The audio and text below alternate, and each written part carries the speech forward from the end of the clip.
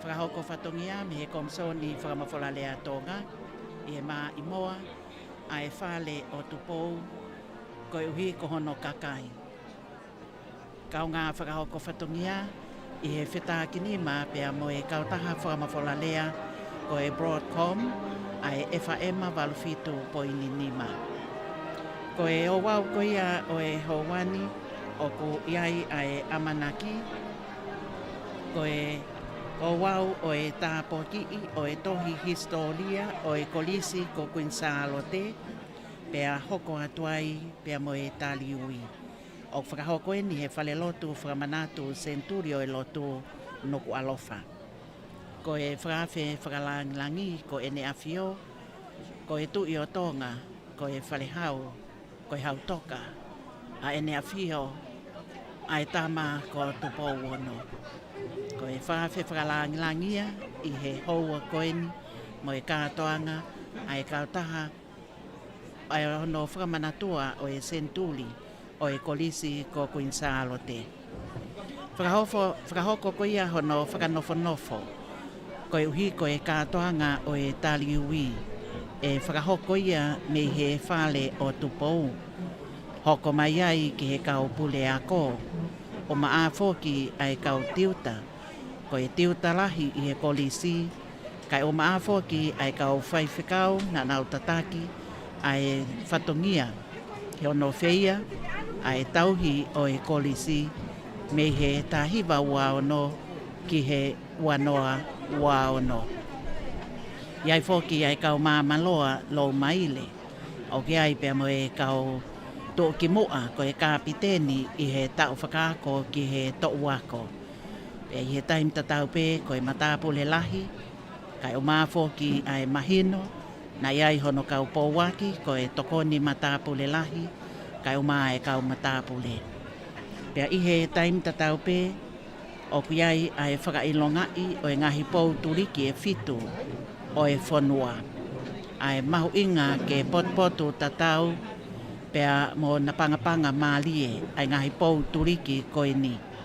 I he whamili, ko e lotu, ko e ako, ko e pule anga, ko e whaiongongo, ko e whakahaanga o e taleniti, pe ko e mawhai, kai o maafo ki ai businessi, pe ko e ne kakato ia, ai ngahi pouturi ki e fitu o e whanua.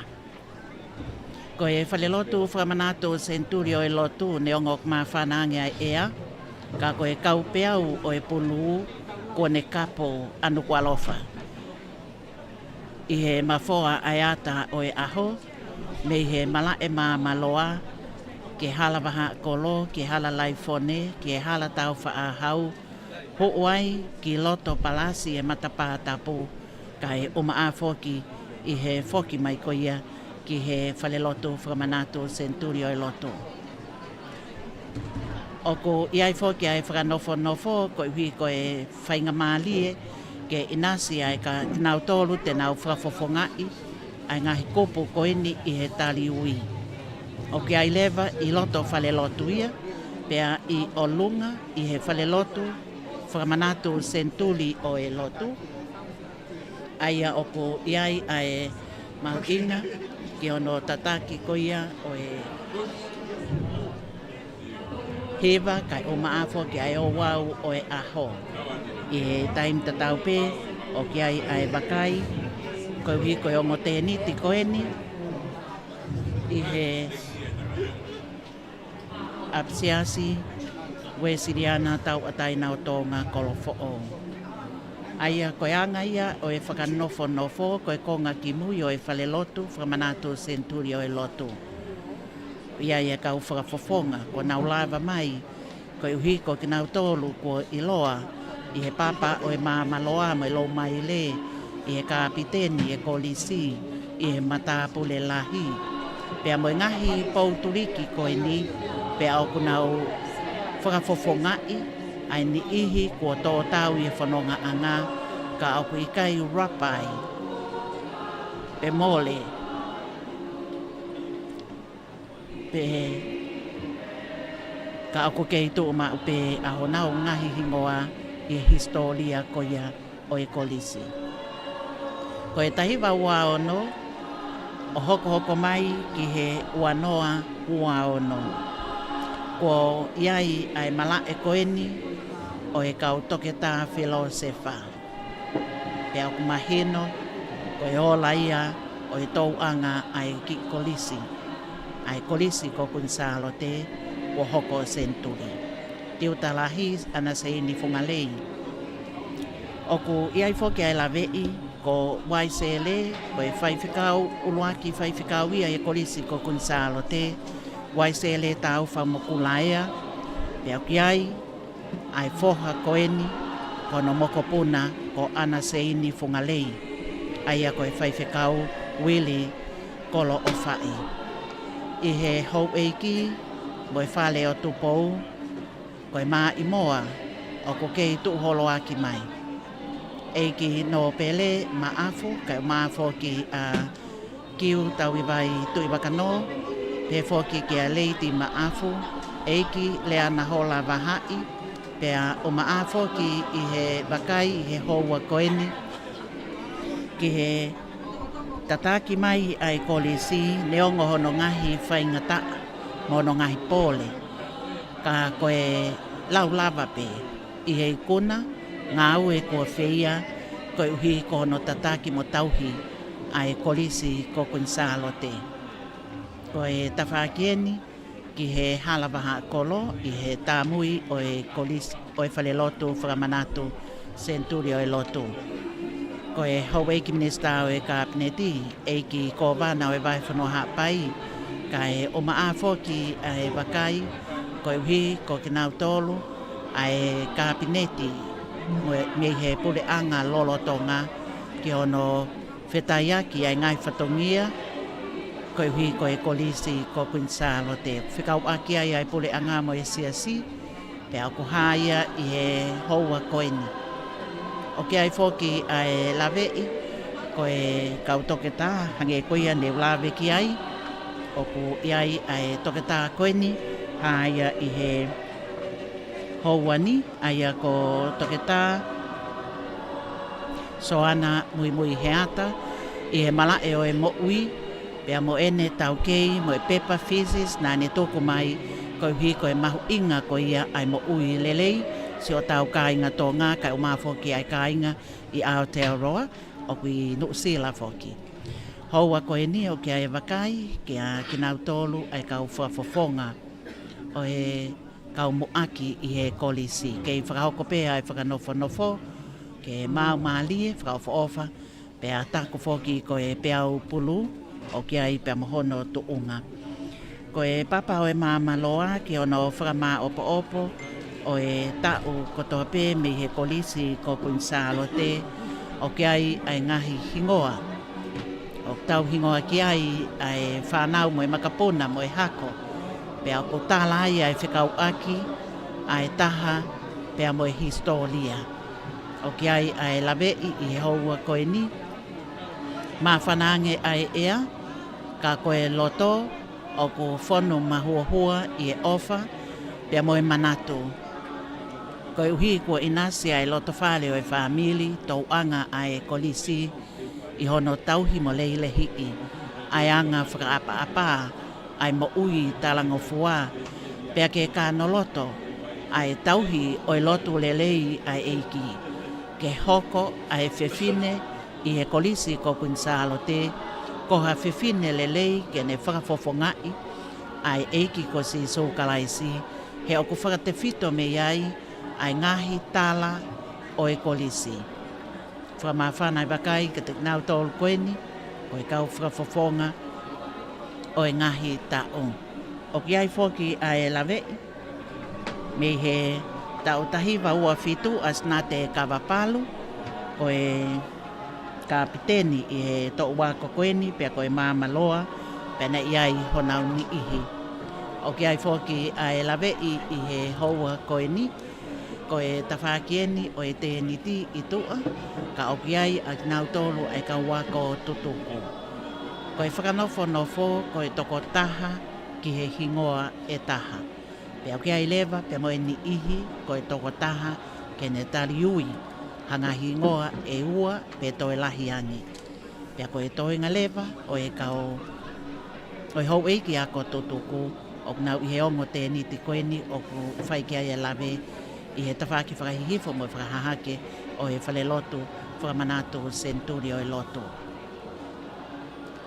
Ko e koloa, ko e hiva i he amanaki e lelei he whakalakalaka o e kolisi ko e mūsika mo e tohi himi e seasi wesiriana tau ataina o tonga. Ko e hui ko e whatongia i e seasi whakakolo ke oa e tō noa. O ku utu ai, e ngai seasi whakakolo i kai ngata i tongani ka i mulina, ai kau whai hiva lelei, o ki nau tolu ai whanau whiwhine ko i kau whai ifi. Ko i hui ko e ai a ifi palasa a e kolisi ko Queensalo te. I he taimta tau pe, o ki ai e lawei, ai tā au o e whakalaka pe au ki kai ke ngata pe, i he ekete e mika, ka ko teu i foki, e anga whakafonua, i he lotu whakakaristiane, ka e umaa foki i he poto i ngā we mo e tau kei o e moui. Pe au ki ai whakaamu o tau whelongoaki lelei pe i e ngalu ea, i e whakahoko whatongia ko ia o e houani. Ko e uraki mamaloa lo maile i e kolisi ko Queensalo te o Ngatea Havea. O kuiai ai kau mamaloa i he tau tahiwa ua ono o hange koia o kuha i he papa mamaloa mo e lo maile o e kolisi. Mai no au pito ai tuunga o kiai ai historia koe ni pia mo e tohi aia o ko whakama o ko opo mai i he tohi historia o e Centuri o e kolisi ko Queensalo te.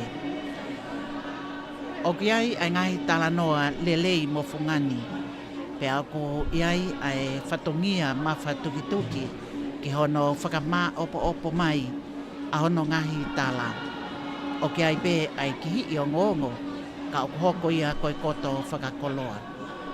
Ko e tahine ko eiki salote lupe pau'u. Purea wahine a wii o e hautuita taione. Kai umafoki ai eiki tala whikaulahi a tongani ki Piritania a e tahine ko eiki titi lupe whane tupo wawao tu i wakano. Te au ki ai lawe i e houa koe ni. Ai whakanofo whakahoko ka koe lau maalie o i ai o ko i he lau maalie o e fia mo e whakawhetai. Pea tāu pē he kono kaweinga o e Centuri, ko e whakawhetai, ko e whakahoi fua, ko e toko pā. Pea ki ai amanaki lelei i he kau peau koeni o e peau pulu. E hoko atu ki e Centuri ka hoko mai, ai tautou whakawhetai, ai whakaha o e whakahoi fua, kai oma a foki i he toko pā. Ia ia kau whai whikau, iai foki a kinau tolo, ai kau whakafofonga koeni ki he kātoanga o e taliui. Te ria pē koe uhi koe historia, pia mo e maha opo koeni a hono o atu o e ngahi hingoa, pia aku tāu pē ke whai a hono tokangai kina. Koe kau mamaloa, tau tahiwa ua ono, ko kinau tolu e kau paionia. I he hā he papa ko nā nisi kawapalu. Ko e mamaloa mo lou maile unga te a Havea, o maafo ki a Alisi Lausii mo ana taliai. Ko kinau tolu ia ai kau mamaloa mo e lou maile o i uraki ta'o. Ta'uia nai makoi ai finangalo o ene a fio. Whakahuafa ko Queeni Salote ai kolisi. Hono huafa ko Salote. Ko e oho anaia o e uraki wha ko e tui o tonga. Pea hoko mai me tau tahiwa ua fitu o au ki he ta ua noa ua nima. O ki ai pe hono tala. O ki ai pe hono ngai koloa. Pea o ko iai ai kanoloto koe ni o mo ui aki. Ko awhio ai tu i o tonga, ko ene awhio ai tama ko tupo wono, ko e whakawhi whakalangilangi i he kātoanga o e sentuli o e kolisi ko kunsalo te ki he whakailonga i koeni o e tohi historia ka e uma a foki i hono tāpoki ka e pehe ki e tali ui ko hina sistou tai veitona ko e whaihiwa mo e whaiifi ko e paionia i he musika e ifi pala sa me kolisi ko kunsalo te pe ana o ku tala loto foki a hina ki he imisi tā ko ene awhio ko e tui o tonga a ene awhio a e tama ko tau whahau tu pou wha ai makoi hono whina ngā lo ki he musika pea mo imisi tā pea kune ke i kumuni hoko ko e whakalotolahi ki hono whai māte aki o e whai hiva mo e whai iwi pea ko ia o kune tataki mai kau hiva toko lahi mo kau a koe ni he wahe whanua no sila ko e whakaongo mai e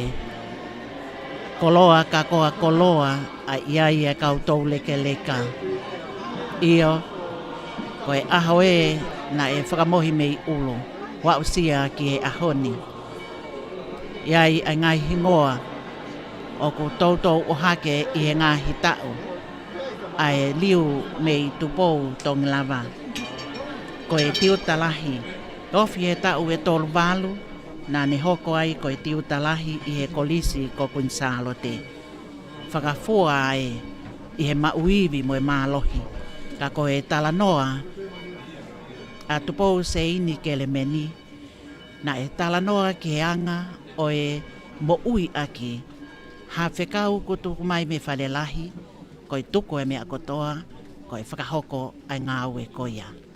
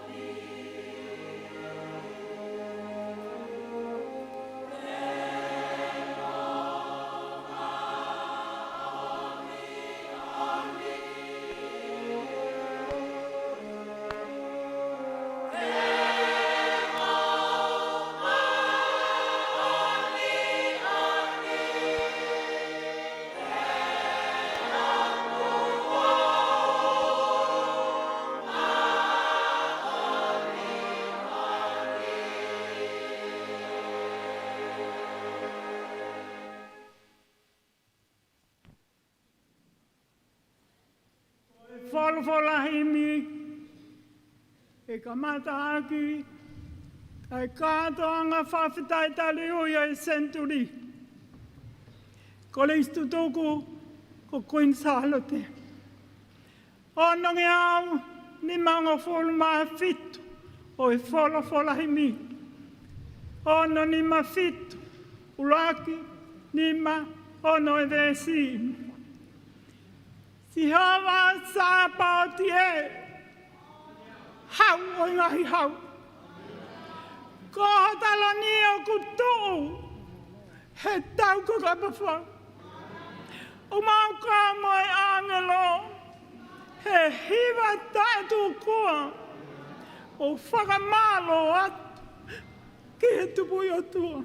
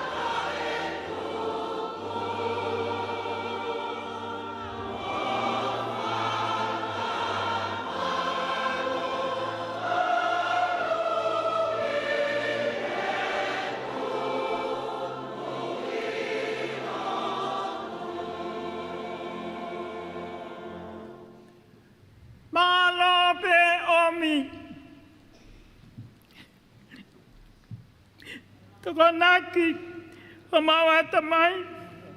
Ko e pato ke he, o mawata ki ai.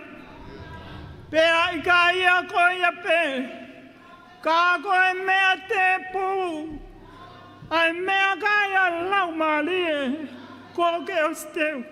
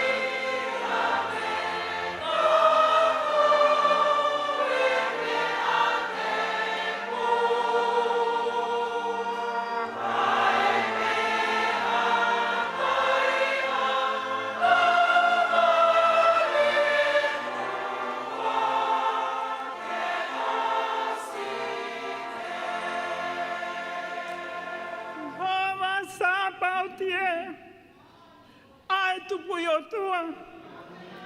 Malo ofa ko fai. Talu me moi mo. Tau ka mo ko he ka hau.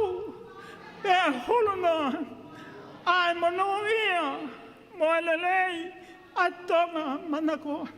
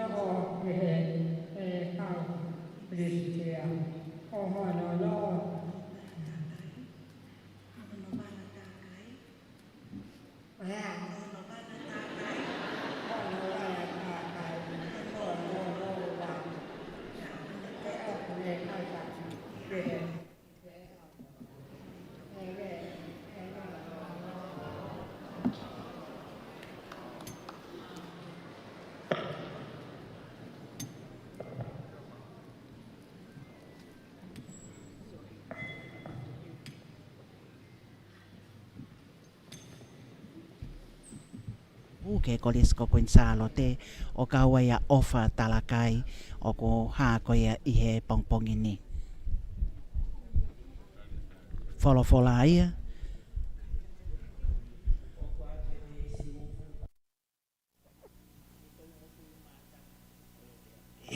Vaihto mo formata. Ko ito ohono ngutu ko kotopoto. Pena enofo ai lao ofa ihono funga elelo. O kune lama ai alunga hono family. Pe aku ikai tene kai he me akai e whakapiko piko. O kutu hake ene whanau. O tala monu ki ai. Ko hono huse pāniti foki. O ne whakamalo ki a te ia o pehe.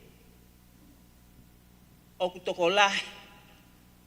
A ngai o whewhine ko whaifita. Ka kokoe. Ko ke hulu. Ia te kinau tolu. Ko e mata lelei. Ko e mea kai ala whalala ki ai. Ko e hoi fua. Ko e mea kuha mulofia. Ko e whewhine ko apasia ki a Sihova. Ko eni ia. Whakamalo ia. Tuku hano inasi. I e fua hono ni ma. Pekene mau whakamalo. I e ngahe matani kolo. I he mea. Kua ni whai. Amen.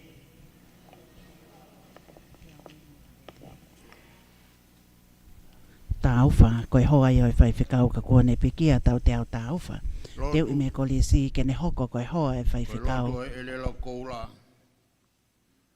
Hoko atu ai beo no whakatapui e tohi historia. Moi lotu mai tari ui u tau amanaki ai. E tua maafi. Ko ke tūki ari mau tolu ho kere si i he taimini. Ki mau whai loto taha ngahe kore ki atu koe. Pe kua ke whakaha.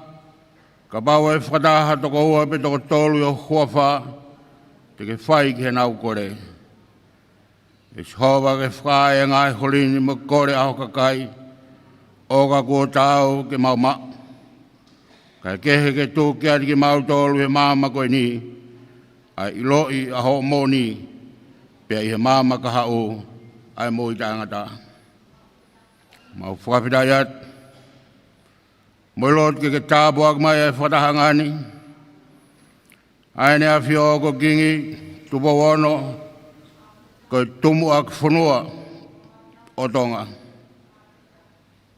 Tabuak e aine kuni, kuna naspau. Kau mai e whare o tupo. Tuke moni monu montonu ai pe ai pure, o nau whai ko mau whunua. Tabuak mai hoi katoa pe, mo tu unga mo nau, o senturi, o koriska kunsalate. Mau kau whataheni, mo hoi ko e pureanga, kama ngahi pureanga muri. Kau whakafofonga mo ngahi kau mea.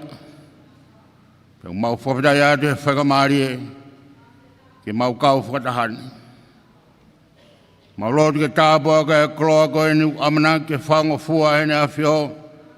Ko tō historia o Koriska Kunsalate. Whaftai e ngāwe lahe ko ikuna. Pek mau lotu ke whakamanawa i eiki.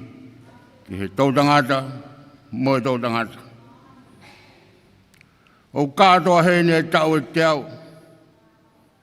Neonga ko e whanau pe mo e mawapuna. Ka kutari ui ai tahi wa uano o whai mai ki ahoni. Kau kaua ai kau matea ki he ako moe ngāwe, i senturi ko mau whataha ki ai. Pau maulot ki hanga i whawha mai, ki he ngāhi huafa, ki he ngāhi ngoa, ki he ngāhi whawhonga, ki he ngāhi tarano hounga i he ngāhi kuanga. Ke mau whakawhitai ko tō be, i tāri ho mau hi, e whai ahau ni kia ri nāu tōru. Whakataa ki mau tōru ke mau ho kere si, e ngāwe te mau whai. E tārai be lang mo Gloria o ea whiona, e senturi koe ni, mo e senturi ka hoko mai. O mau lotu atu, mo e laumari o e whakawhitai, mo e whakahoi fua, mo e tukupā mai a whiona, e whawhau sisu kraisi ko mau whakamu ui. Emeni.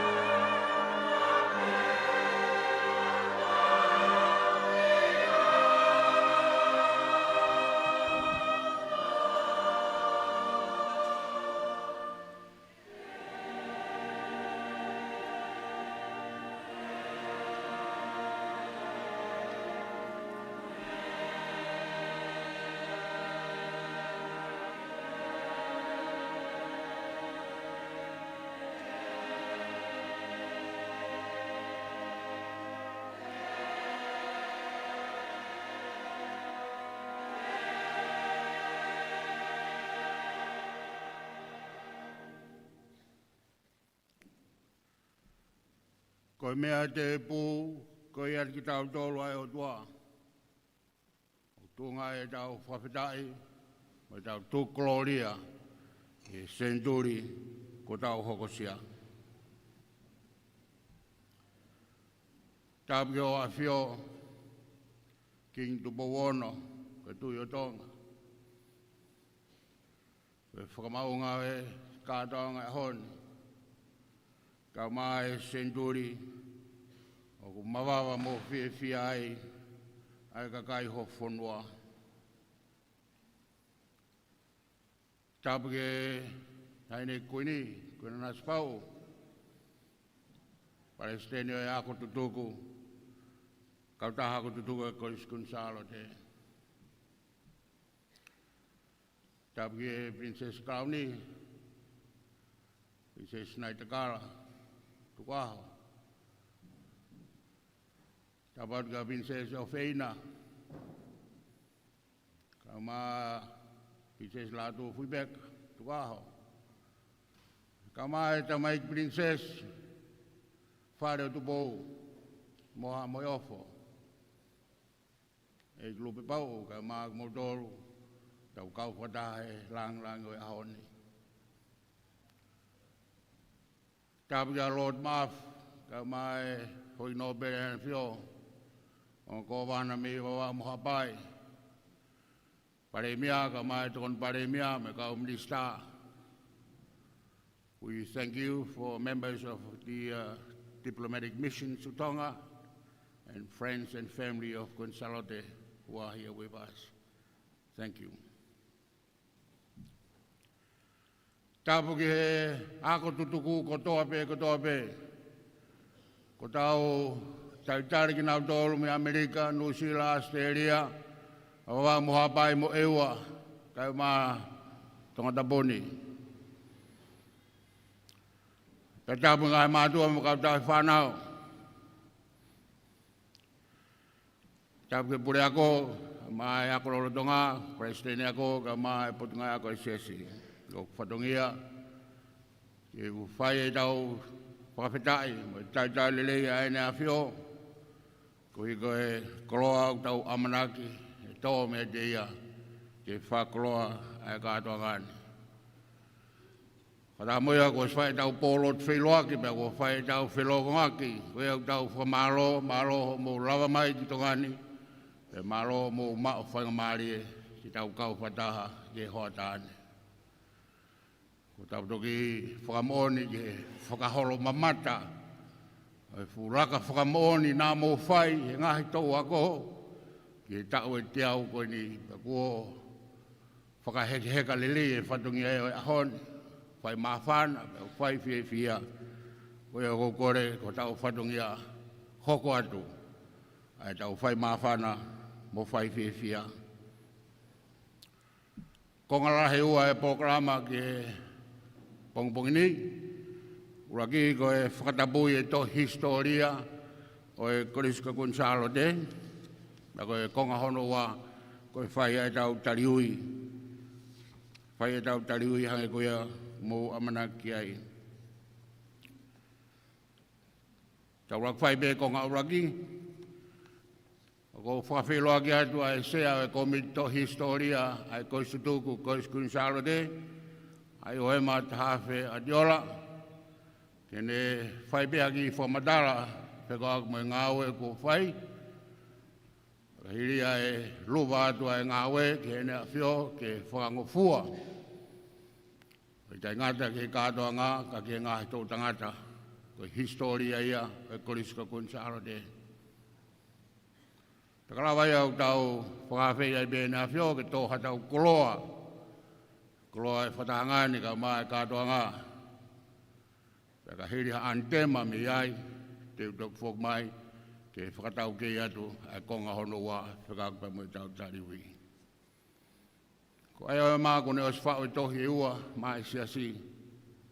E tohi tarafunga ko historia e kau misinari tonga, nei aonga ke whakamawhora lotu. Koe ngāwe lahi ia, koe ngāwe in hono ua, o ku whai he marumaru e siasi, pe mo ako tutuku, pe au tau whakawhitai ai. Ko lahi pe historia e whanuani ke whao pe e kau papalangi. O si ho tau historia koe whai pe tau tolu. Na koe koloani tau whawhita iai. Ko to historia e tolu o kamanaki whakata i e tauni. Ko tohi koe ni e Koris Kunsarde. O kai pia moe tohe taha o whao. Kui koe misnare koe ko lore. Pia moe ngawe nane whai. Pia kai moe to historia o tau o ngawe lotu. E toko whakata ia o ka hauka konferensi. O whakawhea ai oema whamone more. Whai ngā pia ki whakamao popo e ngawe. Ka tau hokat mi ai. Maro.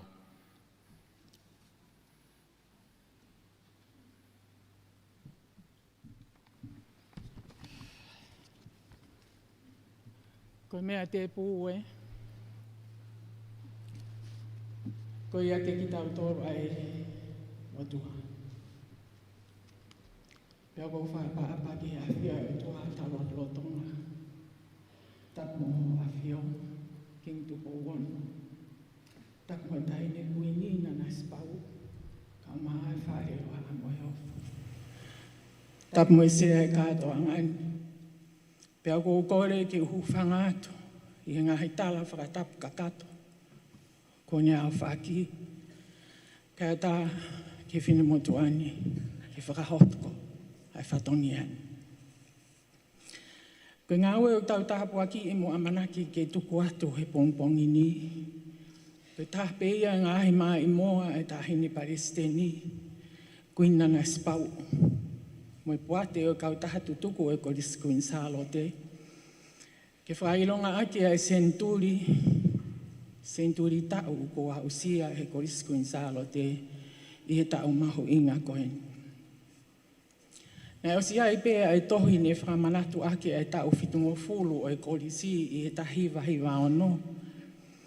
Pēa tau whamalo e ki si Salote whukafuka, so si ani Longfield, whaiwhekau se lanaa la tu ne ongo kuna usi mama awat.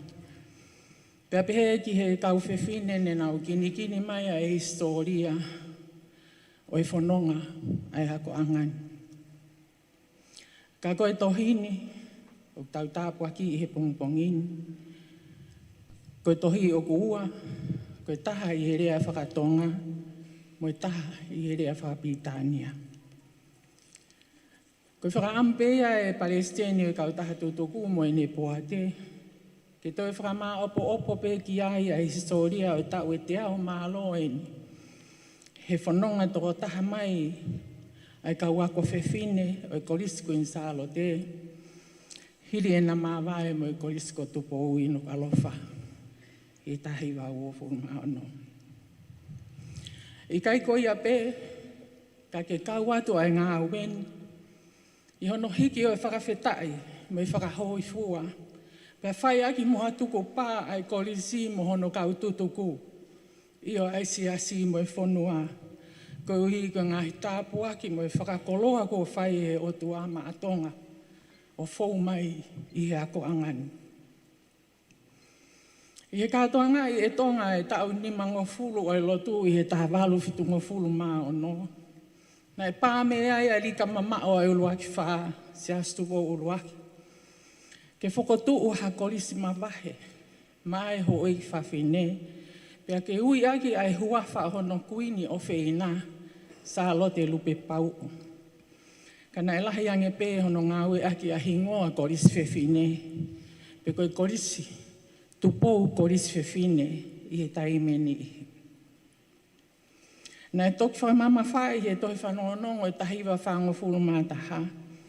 E se kei tai lahi o e aho koia, o sioni hawea. Ke ngāwe aki a ai huafa koe Korisi ko Kunsalote, he koe huafa ia na e mokoi ki ai ai uloaki whaa. Pena e toki lahi lewa ke ngāwe aki ai huafani, i he ngahi tau ki mui. I se isae e te māwhana, tuku pānenga e whakahuafa. Tako e uhi ngā e tā māwhana whewhine Koris Kunsalote. He koe tā koloa koe huafa, o i kai ko ha koloa auha. Pea kua tauhi mai he ako angani ai huafa ko ia. I he tau e te au eni maa loo. Pea e hoko hoko atu. Koe pāni ngā koe koloa o whoaki e ha i la motu pe whakafotu ki hano me he ki tanga. Pea tā koe uhinga e a hiva fie fia o e mā ulu ulu kua tau o kua whakatalu talu ake ai ako angani. Ko ene tuku pāni ngā koe whakahuafa. Pea moe whakahoi fua ia ki o tua moe hau e whanua. He koe whuaki, ka koe huafa. Hange koe whamatala historiana i ka mata mawahe ai koe isko tupou me nuku alofani ki nā fualu i tahiwa o fulmataha. Ka kei hoko atu pea koe iswewhine o lau me tahiwa o atolu. Ka nanau kei pure ako. Pure ako tahape ki he koe isko tupou. Mosilapa tahape. Ka nau kei sivi maa maloa pe mo tāna tuunga whakataha. Nei toki mawahe au pito mai e koe iswewhine me he koe isko tupou o tau ata aina whakaako kakato i tahiwa o fulu maa o no. O tataki mai e whewhine whai ako Miss Nale me Australia ko Miss Gwen Plomaes pe ko Gweni Plomaya pe koe uhinga ia u tau whakailonga ia e senturi o korisi i he tau koeni. Nei toki hoko mai e kaupure ako Miss Nale me seasi Pitania mo Australia toko ono. Pe toki hoko mai ki he kaupure ako tong o kamata mai e Mirana Puloka i tahiwa wango fulma wha. Pea mui mai ai a hono kau whewhine o au mai ki he ahon. Nei toki ohi mai e kolisi ai aho alo i o kuinsa alotu pou tolu ai aho taha tolu o maasi ke whailonga i aki hona u aho i he tau hono kotoa. Whawhetai ki he otua, he koloa lelei ko whaki maatonga i he kolisini. Ke teu iai a whewhine ki he mo ui kakato, o makatu unga i he ngahi ako naki a sisu kalaisi. I o kono silapa whakapuripuri ia, koe ngauhi o mo ui ke apasia o tua. He tene hawai me he kovi, kai lalaka ai pe ki mua pe a tupu ai ke ofi ki he anga he o tua. Wangi koe whakaanau ai puna ke koe. Nei kai foki ke to kamata pe he koe skunsalo te a hono te ui o whawhine. Kani os kamata pe me he koe sko tupo o talu hono whakaata ke hu a whawhine o ako i he taha walu fitungo fulu. Pe hange koe aku mo mea i ne tae urua fi e whewhine kolesi e ritonga. I he ne kapiteni i he kolesi i he taha walu fitungo fulu mataha. I papa mamaloa e koe sko tupo o hae e toko tongo fulu tupu nai. Pa te moutok mea ki ai i he tariwi. Pa ko toko ni mai nā nau kapiteni i he koe sko tupo. O whamatala he tohe a moritoni ki he fōfua whai o isi hiva solo toko taha i tongani i he koe sko tupo. He nai kai ko ha whakange ia ki ha whewhine tonga ke hiva tōta.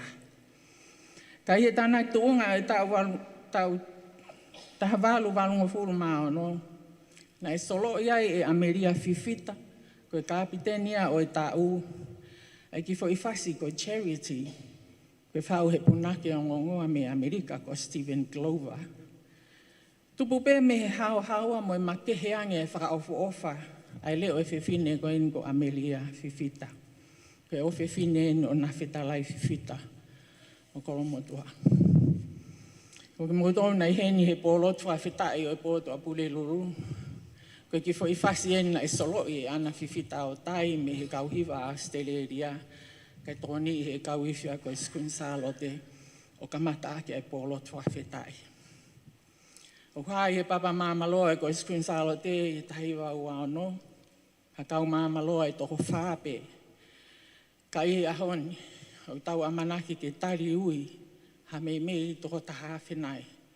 O kau whewhine na nau esi afi me he korisi kuinsalo te. Pea kua mamaloa ai, atonga kotoa. Ko i kai whoke i mapuke puke ai mamani, mohono aonga, i he whangangata whakasio ka lafi o eni ki i whanua. Ka kua mawhola atu ki he otu murina, a hono kalofi a ma. Ka ke i tawhi mai ai pe hono momona ki tonga masiva. Te ngata he, kai tuke toa historia senturi e ko iskun salo te. Kin tok whakakato atu a ngahi tala noa fisi moa. O e kolisi i he senturi kone whanonga ia maini. O koloa e tonga ko e whakamahalo. Pea umo ua e ki ngā wen ki whakamahalo ki a tokolah. Ki tahine kuini e talo ni nana spau uka koe palestini o e poate o ko istutuku. Whakawheta i he uri whohe mo e maa i mua ola i he whare o tupou, siasi whanua mo e pure anga. Kai kei taua sia i pe mo kolonga, i e ngai whatongia ko toa pe e kolisini mo hono kau tutuku. Whamaloa ke he pareseni mo e konwhenisu i saswesili ana taua taina tonga. Peki he koisku en salote mo hono pure aku mo e kau ngā ue. Ke se kei tai lahi e koistutuku mo e kau wako tutuku hono kotoa. Peki e ngahi kau ngā mea. Kau ngā ue mo e ngahi kupu whi kau aki ko iskun salo tēnā e au atu hao whaka eke. Pe omi hao whaka kau, pea ngahi ata. Ko uhi ko ngā weni, mālo whau e manatu ofa ki ho tau apini. Whamālo ma ke he whoki ki he form 4 o e tahi whawhitwhitu. Mo ki mo tolu ne mo mea ofa mai ake ha paanga ko uhi ko e whapaanga o ngā weni. Whamālo whoki ki a Helen Taliai mo e apko a whemai ki Meripoani he tokoni lahi ko toa pe ko uhi ko e tohini. Peke pure whare tohi o tuanga ofa ki tāwo ali ki kawa whamālo atu ke tokoni wha kompiuta ko toa pe. Pe whamālo he ni ki ana tui o nuku mo e Twinies Foundation o sene Australia ki hono pahaki. Mo hono whakawholau mai o tohini me i sene ki a umai ki he ahoni. Kai kakato e whakamāloni. Kai whaia whakamālo ke si kau whiwhine ko istutuku. Ne nau whi lau taimi mo e ilo ke tokoni mai ki he ngā wen. He paiseni a ko whaikau toke taonga te a whanua kata. Toke tā ana hau alofa ia ko loto. Toke tā rahinga anolo horua. Mo wan wā Thompson Havea. Nei kai whaingo fua e ngā wen he nai whinga i he rea whakatonga mo i rea whakapā tānia. Te akuatua e whamālolo tohonga mo ongi he kau whiwhine, na nau tokoni mai ki hono liliu o historia ke rea whapitania o i kai e oton. Ia si roro vai o ahio. Mele ri tā wholaini fuka vete, pia mo e towe tāmire ana lahaina ko loto. Koe pore o e ngā weni, koe taimi, pia kanoni aki koe kau whiwhine, whe mo e kina au pito ne nau pore i e ngā weni. Ka koho mo whilau lau o kohunga au pito. Hono a aua, mo whenga ke makupusi ai kakato i a historia kua te au tupu. O ko i kai whaingofua. He kui ai pe, e iai mau pe ai tōnou nou mo e whehala ki. Pe au tōmu atu ai a kore whamore more i a ngāhi tae mausia.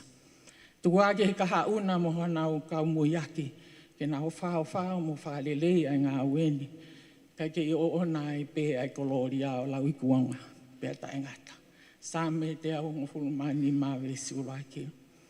O ana a mau tolu eiki, o ana a mau tolu. Kai tua i kolori ai ki ho wafa o ou. Koe hui pe ko ho o wha. Koe hui pe koe mo onia e awhiona tua o wha atu.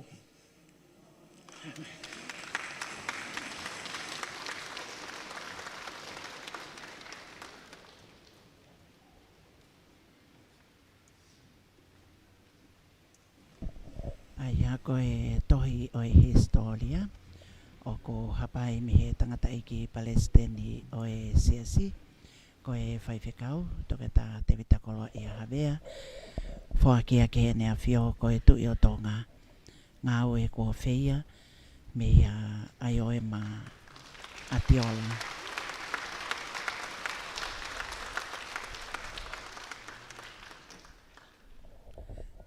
Koe tohi historia e centurio e kolisi ko Quinsalo te. Tapu mo e whare tapu e o tua, tapu o kore, ke ngā pe tama whakatapu ko kamata ke Palestini siasi.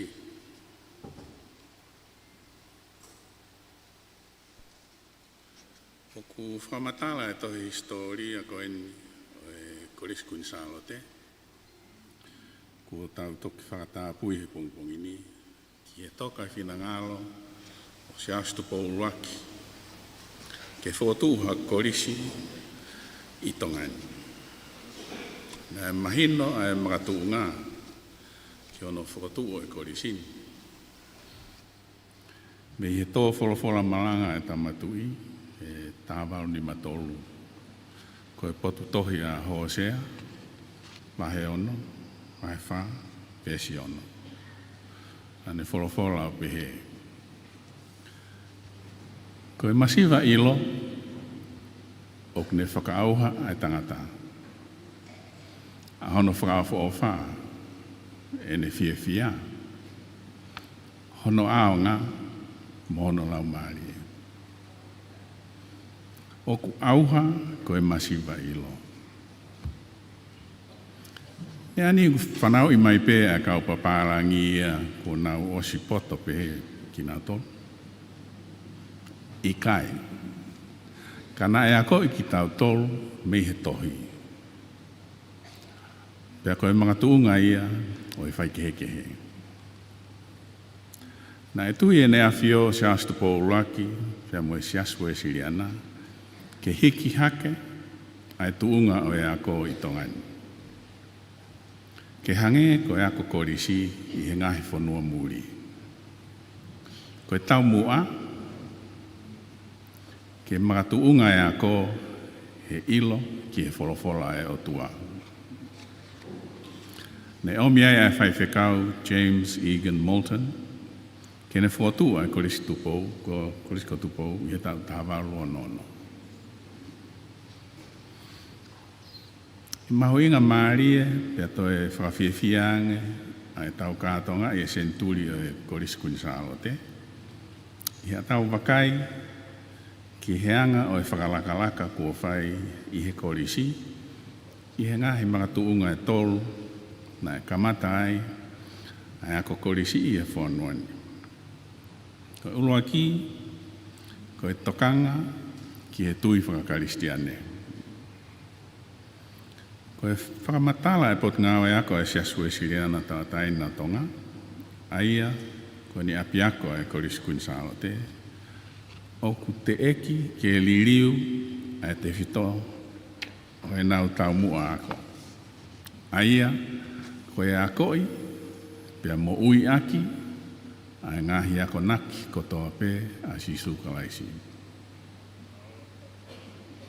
O kumahino heni, o kei turi pē e korisi kunisalo te, ke tau kawei, ai tui mo e lotu whakakaristiane.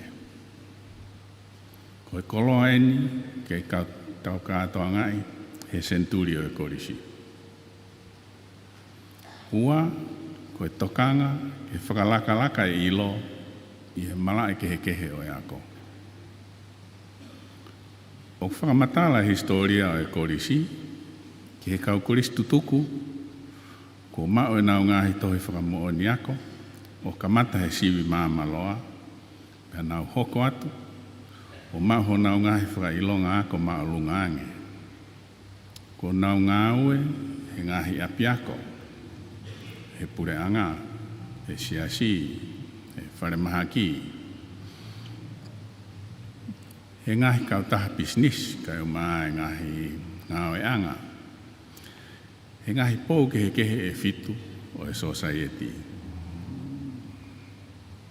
Ko i kuna ka whakafa eni, pia mahino na e whai matea ki kau pure ako, mo i kau ngāo e korisi i hono whakatonu sila pa ako, ki he mawhai ako e whanau he ngahi kuonga kehe. Ko e koloa mo eni, o tuha mo i kātoa ngai o e senturi. Tolu, ko e whekau aki ai ako, mo e taki o e whanua. Hiri hono whakahuafa ki a Queen Charlotte lupe pau, ai Koris Queen Charlotte. Ne hoko se ini ai pe, ai tokanga e kina e kau kuini o e whare o tupou. Ai ako, ai Koris Queen Charlotte. O mahino me he historia o e Korisi, ko Queen Charlotte tupou tolu, Queen halawal mataaho, mo Queen nanas pau, ko nau tae mape whahino hino e whanonga ai whewhine tonga, he ngahi tau kuohiri. Pia ko tai maari ai e Koris Queen Charlotte. Ko e ongo I he ahoni, ko Queen nanas pau, ko e whakatau lama ia o e kātoanga o e Centuri. Ko ne rea kātoanga, ko e whakawhetai, whakahoi fua mo e tuku pā. Ko ne rea ngā oe, tokanga, ke mau mo moru maru. O tuha tala, mo e whakatokanga, mo e tau kātoanga, ko tala monu atu.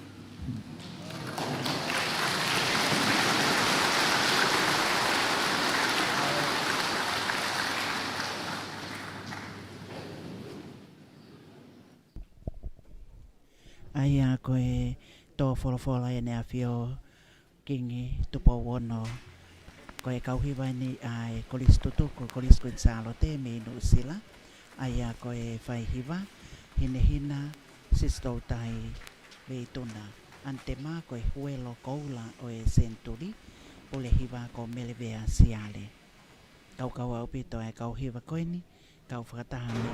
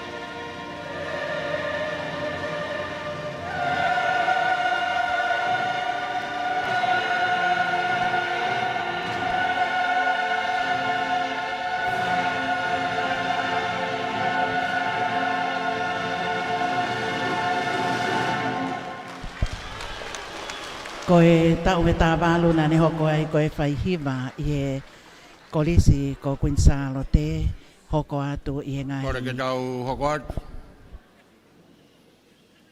Ko te whiunga pe andema me ka waktu nusila ke taria ke kloa folofora. Ko whakoloa ka tau tolo e honi.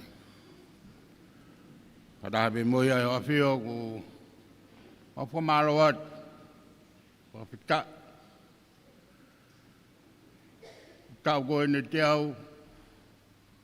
E whatongia ku hifoaki me he taloni mo e whare o tupou.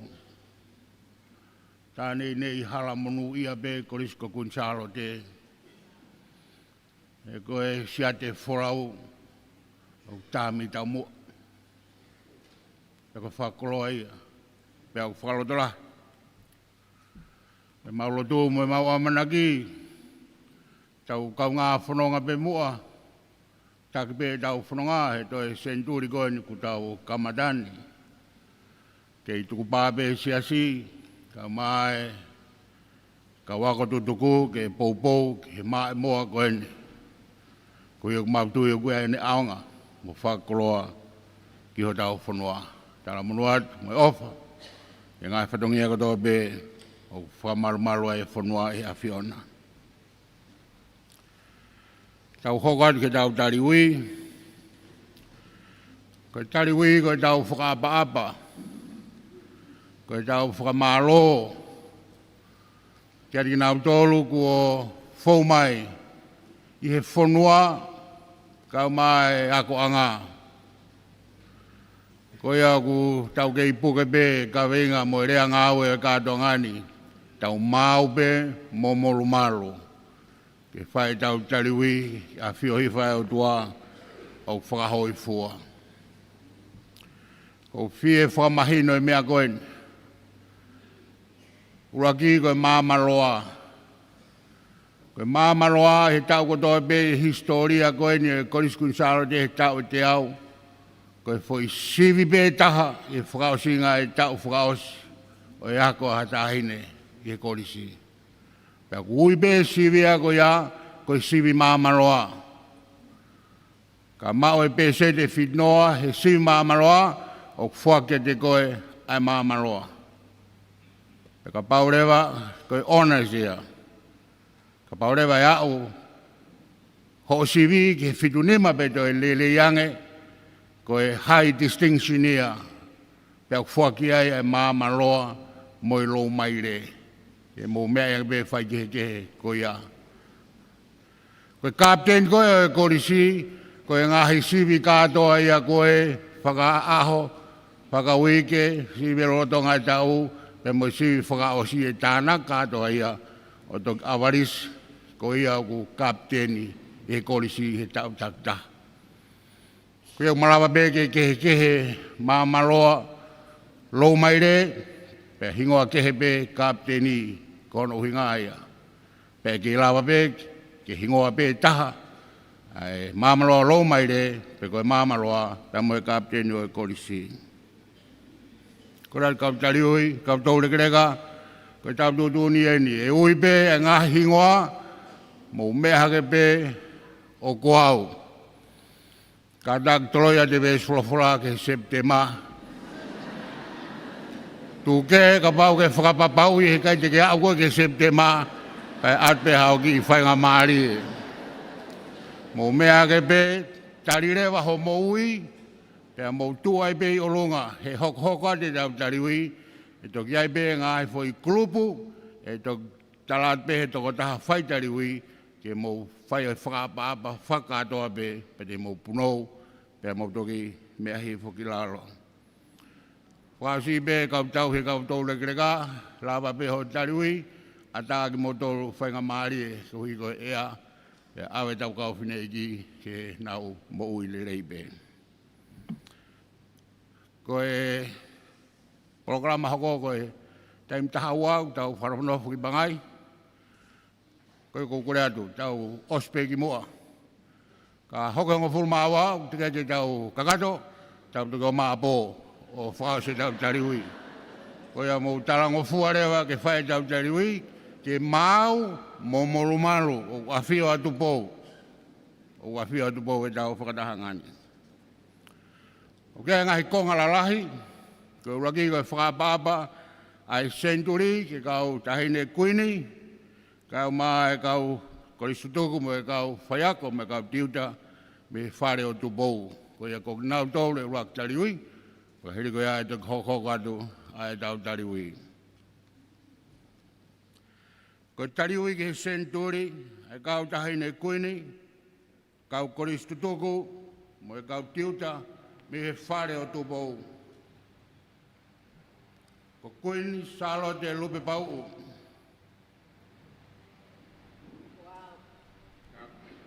Kuini lamnia veongo.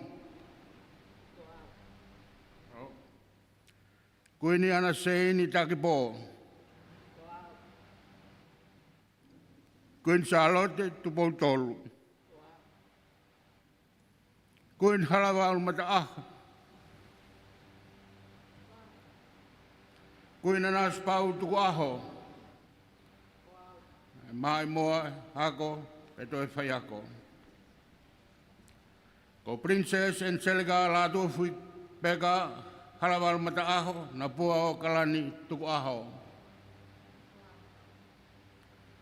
Salote mau taim tuku aho. Elisiwa tau ki one toku baha i vete. Titi lupe whane tupo wawau tuita tui wano. Lavinia whangake o mo whare ono maaf weikune. Snaita kala rea na hola bahai.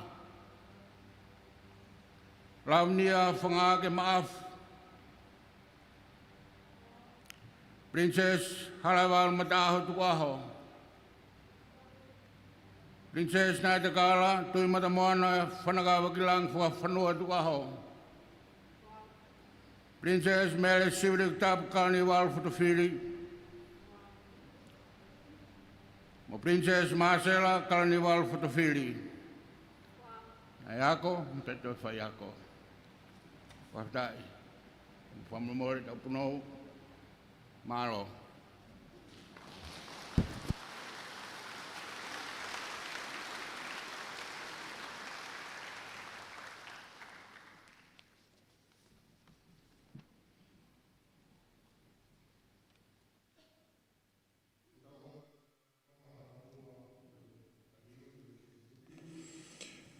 Ko e taliui e kau pureako, kau tiu talahi, kau tokon pureako, moki nau tolu na e whaiwhekau e koris kuin saro te. Ko raki ka kau pureako, Miss Gwen Lomaez, Kune Bekia, Mrs. Mary Thompson, o Puaki Mai, Miss Dillis Rowlands, Malo Paspas Maikia.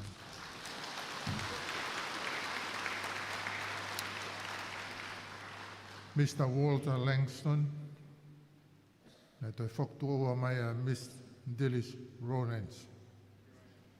Miss Jeanette Maddox,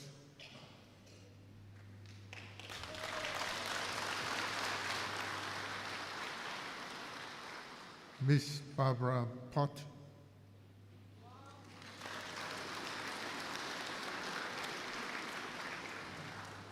Mele Anna Buloka,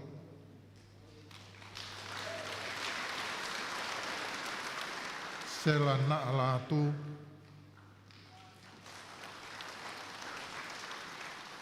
Ma'ata Havea, Asnate Fuakautu Samate,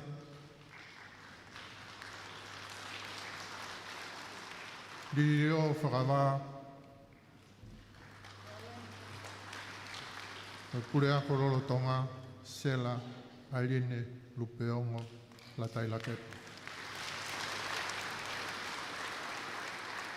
Katako Puno, Omea Ifo, Ko ki nau tolu en ko kau tokon pule ako. Mele ana puloka, mele suipi whakatawa la atu, mele whinau tu holoaki, mele pakireata taulanga. Nai whotu upea moe whamawahe e la kanga tokon pule ako ki he whadere ngā aue administration, pia moe prokarama ako academic, pia na e whotu kia e aini ko ni me he administration, ko mere pakireata taulanga, lili o whakawā, le sieri mohu vaea, Foulata whinau, lotu kalafi whinau palaki. Ia mi he tokoni pure porokalama ko academic, ko la tū mawai, siosi ana unga tea whanua kata, lotu kalafi, lotu whinau palaki, mokosia katoa, o tufuola, wakasiwola pani. Te teu punou.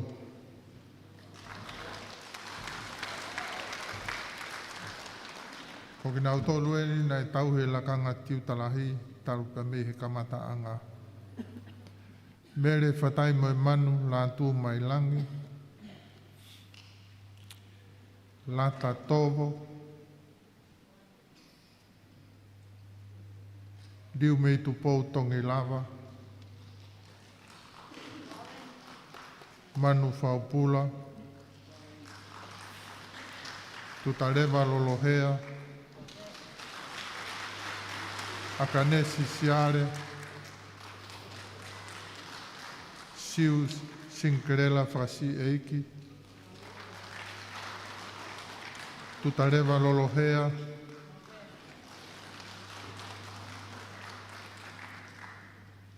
Fina waka. Moe lolo tonga ko ana seini kolo o whae whungarei. Te teu punou. Ko ki nau toru eni nei he lakanga ko i whaiwhekau o i korisi. Mo nau ngāhi hoa. Ko Wesley uloaki mo kulaia tāuwha.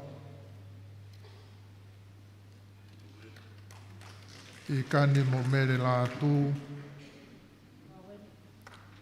mo sese mo ārisi mahe, tonga mo sela simiki, Samuela mo ungatea whanua, Paula mo Amelia Kongaika, la tū mo sela puloka, Sione mo se taita pupunga toa, te vita mo la tū mone, maka mo resieri tu a koi, siare mo alilia waka, po mana mo loto lua wiri, Sabinata mo ane mahe, lau hingoa mo si amane whinau, te kilati mo vika pālavi, ai sake mo risi wini kolo o whai, koloti mo whetongi mau, sio siua saluni mo lorin tau ataina, la taimuri mo laumanu atiola, Samuela mo viola tai, mo lolo tonga ko Mosese wakasiwola mo pepetua hala ufia. Malo teu punou.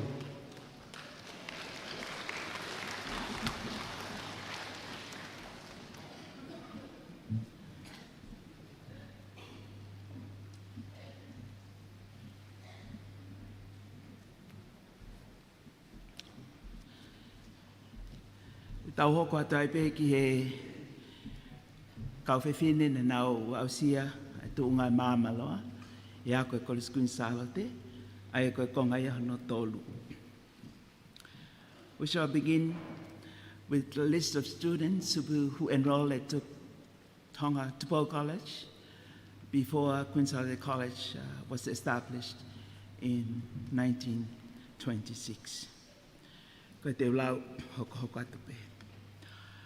Tā walu fitu taha le sieri Tonga. Tā walu fitua ana whaupula. Tā walu wha Amelia Tauhakau. Tā walu hiwa ane whinau. Tā walu hiwa tolu tā walu ono Amelia Fifita. Tā walu hiwa tolu Akesa walu. Tā walu hiwa walu Mele Koula. Pea mo Amelia Palu. Mo Emeline Palu, whamoi. Emeline Palu. Tā walu hiwa Surieti Moala. Ana otu mo ilaisa ne fotu. Tahiwa noa Salote Veaniua. Tahiwa noa wha Meletu Imana. Tahiwa noa Nima Seale Foliaki. Mele nai te hafoka. Luisa Lakai Valu. Mele tau ai kataane. Kame mole punou.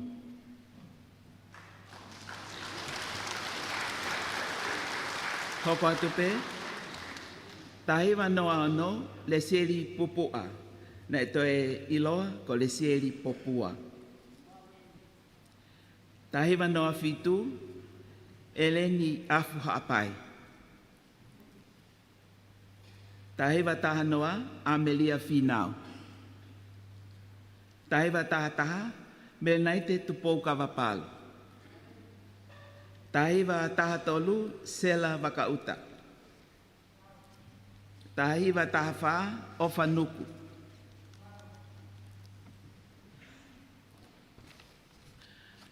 Tahiwa taha nima Sela Taufa. Tahiwa taha fitu Akosita Nau. Te mohala mehi mauleo. Tahiwa taha walu Anakata. Tahiwa taha hiwa Anawaka Laumuli, Laumafi. Katak. Anawaka Taumafi. Tahiwa tahiwa. Tahiwa wanoa Analatu. Tahiwa wowa Ematolu. Meriame po uhalomu. Mo siate tupou. Tahiwa watolu siate tupou.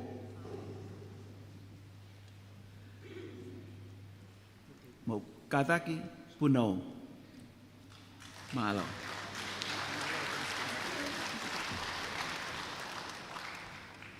Hoko tai pe ki he tolu ka kau mamaloa o e College Queen Salote. Ka mataia i he tahiwa wano. Tahiwa wano nanisi kawapalo. Ungatea Havea. Alisi Lausii. Anataliai.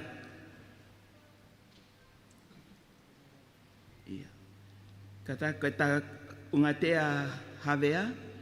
Na mamaloa ia i e tavalu wano. Pea mau me lau maire i he tahiwa wafitu. Tahiwa waono, mamaloa, mau me lau maire i he tahiwa wafitu. Hoka taipe tahiwa wafitu. asna te kavapalu, me le fatai mo manu, ke sai ato, milika faiva, lata tovo, mele tovo, matea ki tui pulotu, ma Luisa Wata. Tahiva wahiva, kalo lai ni tongi lava.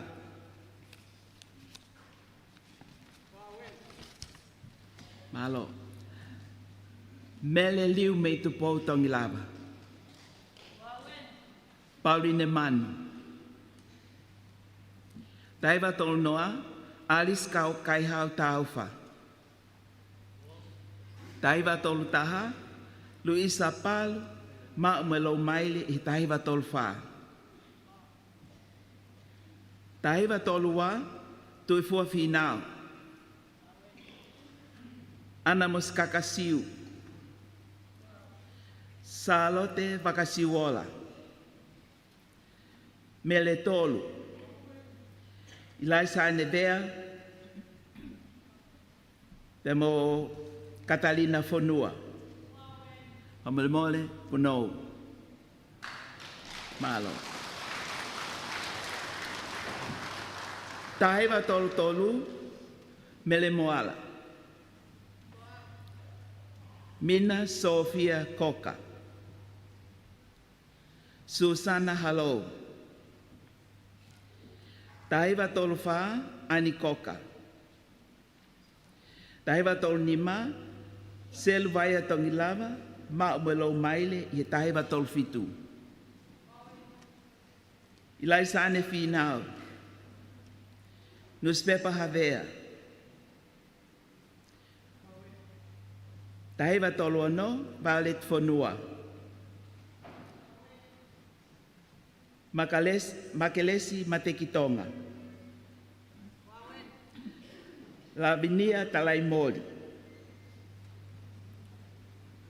Maatalangi. Maile tongilava. Tahiva tolu fitu, Amelia Havea. Ofa wepi. Seini tupou. Kavatulia kiono. Meleane kafoa. Mafifinau. Tahiva tolu valu. Mele latai mo ungaloa. Ma umelo maili e tahiva whanoa. Sela finau. Mafi tau fahelu. Mele alof samate. Kalolaine funaki. Kalolaine tapani. Amalani latu. Tahiva tolu hiva. Maupalu. Peamo lini upside down. Familmole mo puno. Malo.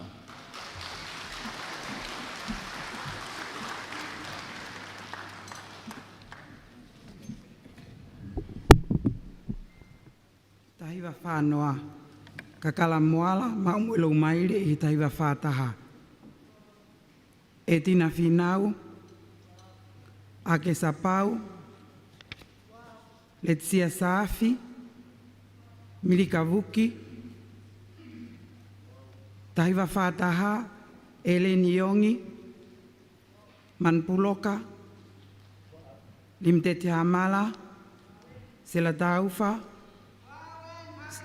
Stella Taumepeau. Mele Latu.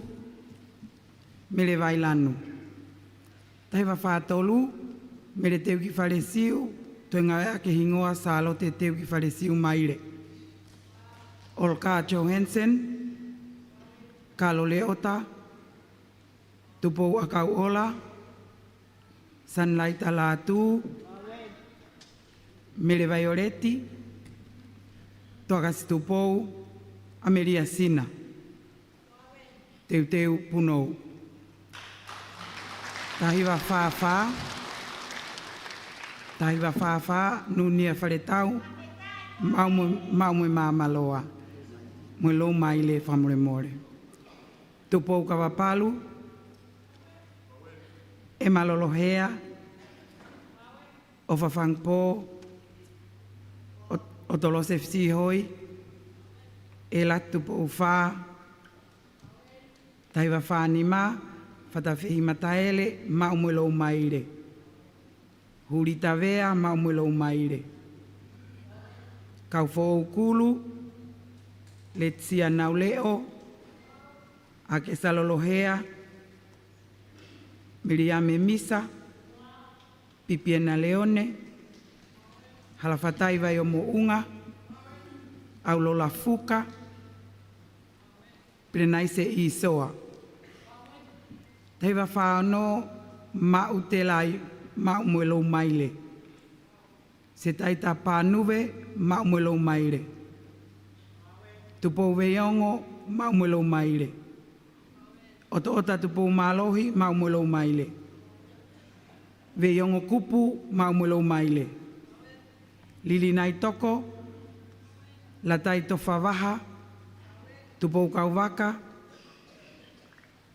Kolotina helu, pulei pongia, siuinia, tankina whakauho, la venu wota, pia mo kaufo o aonga. Katak punou.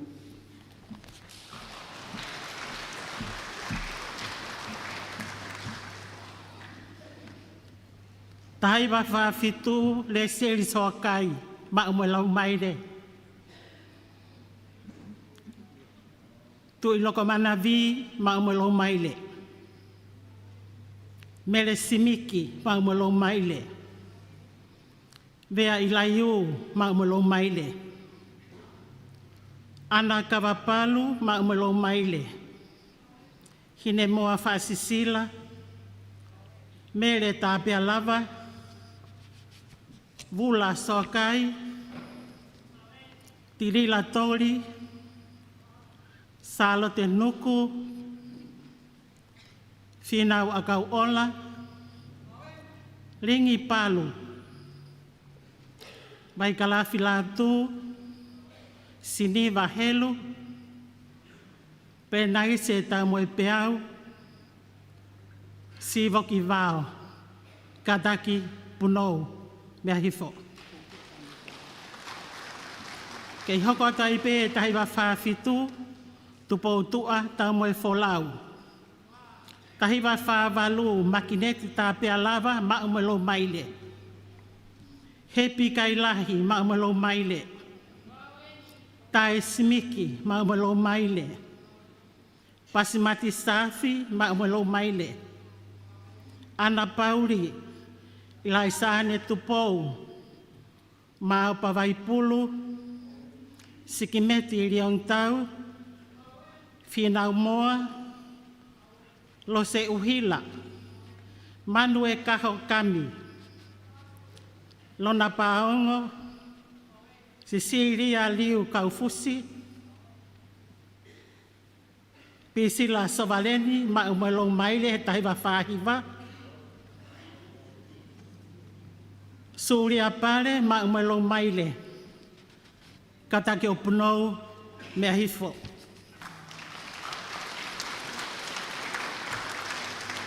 Moala simiki ma umelo maile. Au no fomanu ma umelo maile. Akanes e sau. Makereta aloma. Mele seini. Finau lelei petonga. Ma umelo maile taivani manoa.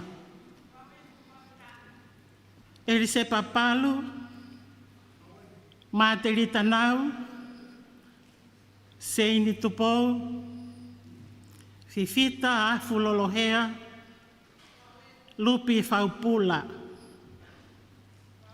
ana hola, tahivani mataha, seini vrasiwola, ma umelo maile. Le tele tu vai, le sieli helu, Pia mo le sieri te uhema. Malo punou mea hifo.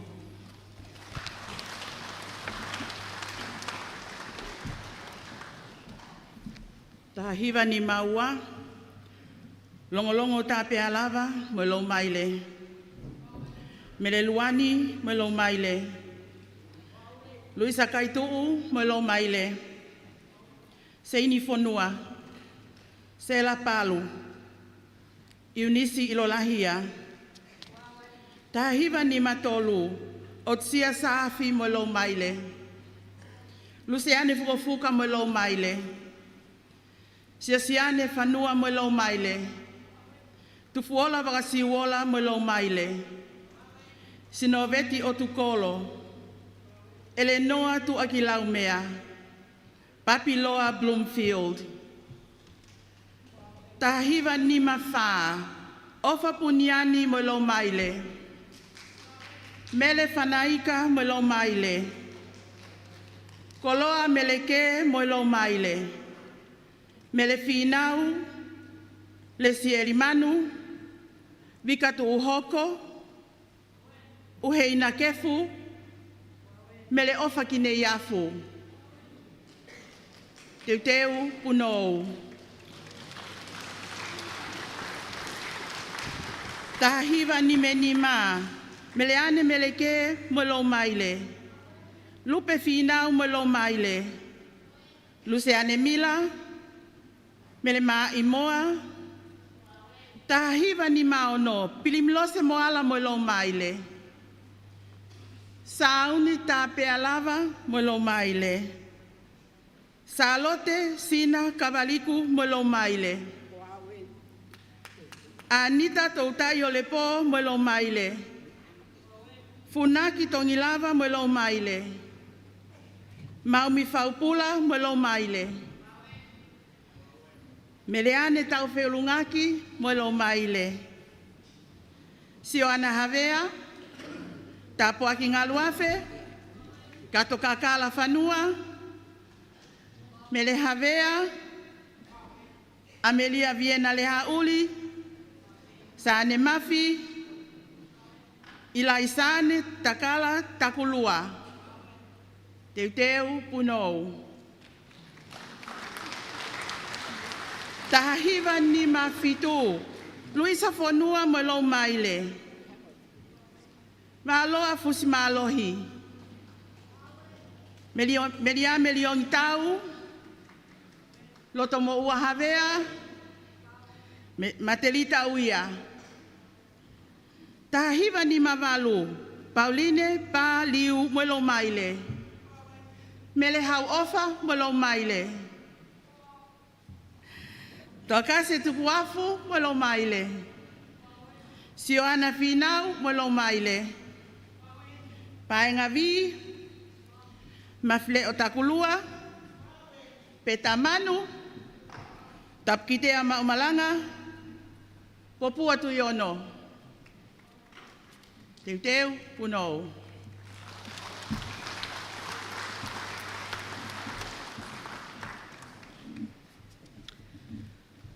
Ko tau tahiva ni mahiva.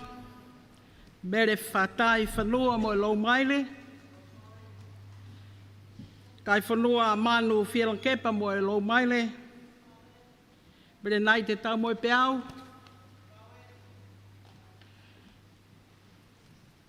Whatawhi lavulo mo lo maile. Tahiva ona noa. Mo se ana si whaa. Tā pai ta Havea, Ameria Simiki. Tai wā noa, Pisila tau whiolunga ki mo lo maile. Te Maris Moala mo lo maile.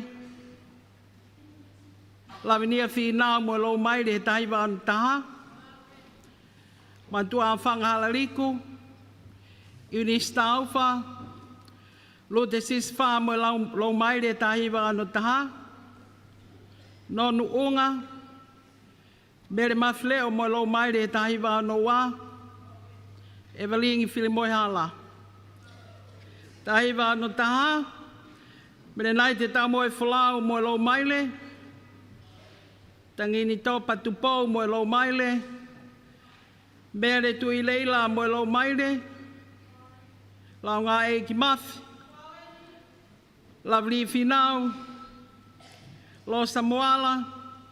Siulonga tui fua. Evelyn Pahulu mo lo maile tai wā noa. Emelini mataere. La tai de a toa. Ana fili mo hala. Tai wā noa. Le siari tohi pe mo lo maile. Tupo se in tongi lava mo lo maile. Whakaala tomotu. La tuatama ilo e whaiva. Tahi wā no tolu. Whakaos lea wili mo lo maile. Salo te whea whalamo e tui mo lo maile. Mere fori tolu mo lo maile. Loto lua alatini mo lo maile tahi wā no whaa. Mafi whare tau. La tai whanua. Katarina Finau. Ngā ngātu moa. Le siel toi foki. Ako sita haolani. Pe mo sela nā lātu.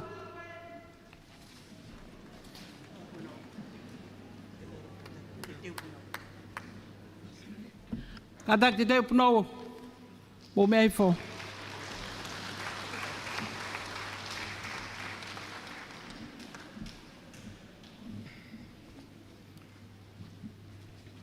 Tai wā no whā.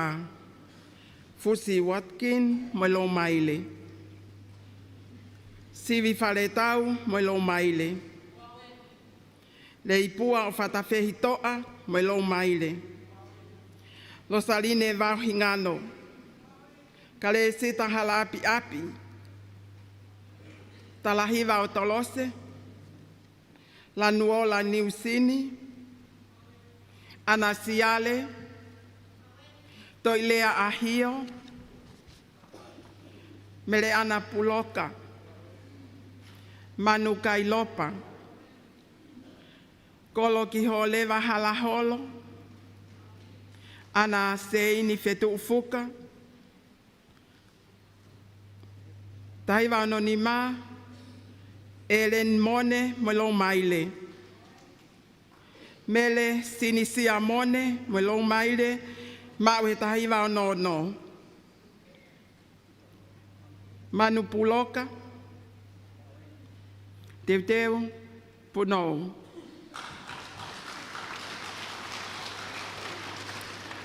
Whanopongi.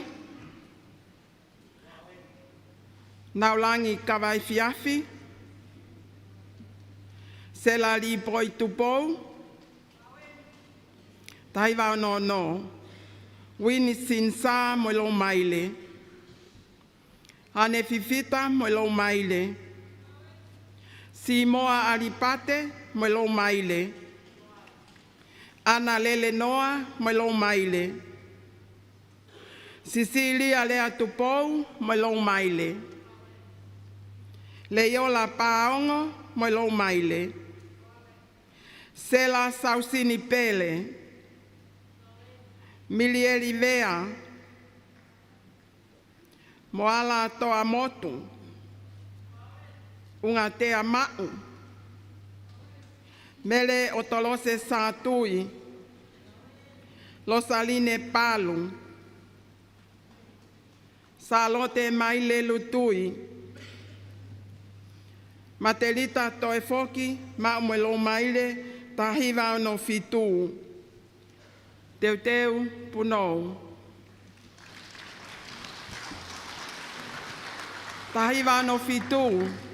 Evaline havea mo lo maile. Maolani tau fe ulungaki mo lo maile. Seini motuliki mo lo maile.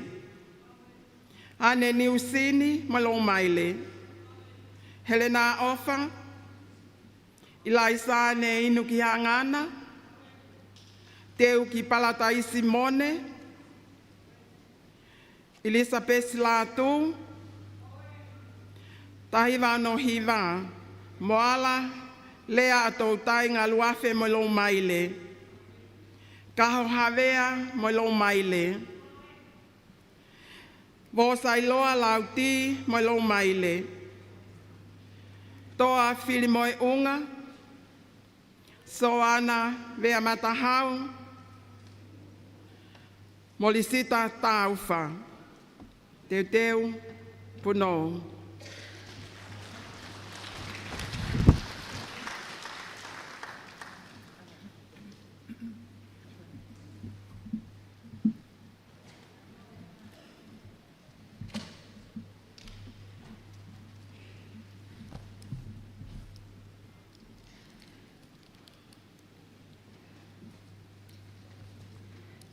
Tahewa fitu noa, suriana lātu. E malata tongi lava, risita mapa. Tahewa fitu taha, ma ataha vea, moelong maile. Ilai saane takui langi lātu, moelong maile. Veili aho lelei, moelong maile. Fotuika naitoko, Henrietta Plescotti, mele finau tu holoaki. Tahiwa fitu wa, Daphne Ahokovi. Vika Malu, Tankina Moi Moi, Lata Akau Ola, Lile Tonga, Lea Elopa Feao Moiata. Tahiwa fitu tolu, Asnate Fuakautu Usamate. Ma umoelo maile. Ana Vailanu, Viena Haupeakui, Tarita Toefoki, Sela Kafoa, Motonga Tuakoi. Tahiwa fitu faa, Ane Falefehi Tone, Ma umoelo maile. Mele Pakleata Taulanga, Koaweni.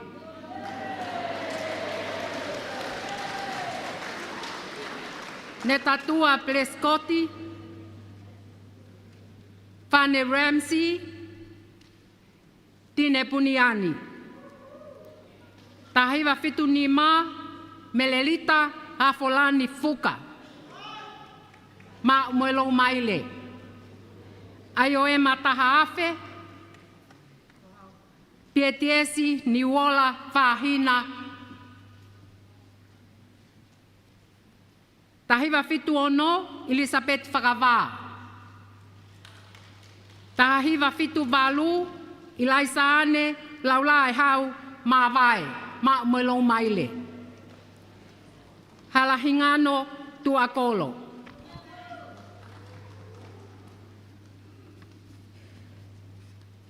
Guatelupe Molitika, Hine Atelangi Pulotu Puloka.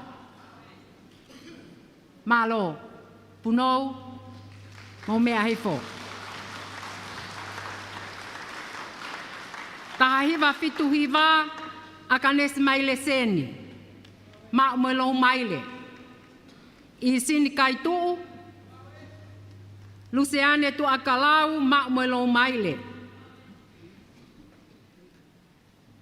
Sela Kavafolau, Perenaise Tangulu, Suriana Vaipuna,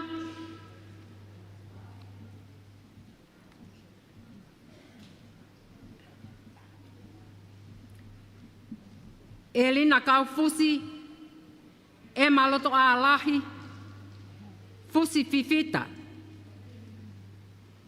Kataki Punou.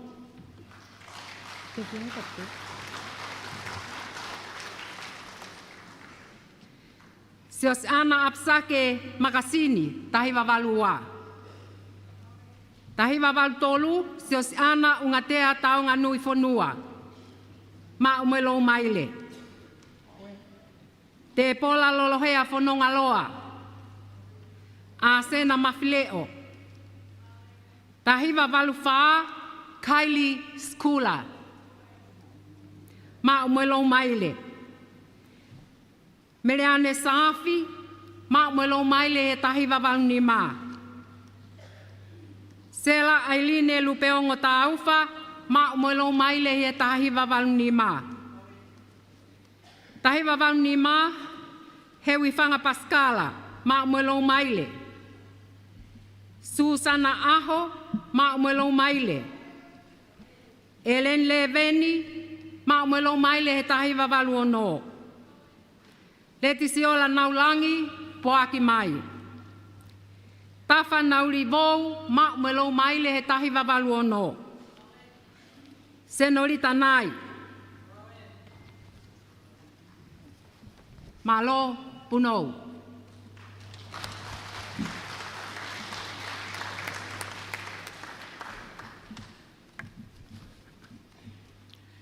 Tahi wawalono. Lo siale, lo pakite awaske, mo lo maile. Lo isa tu pau vei hola tu afitu, mo lo maile. Choi le paola Plumfield, mo lo maile.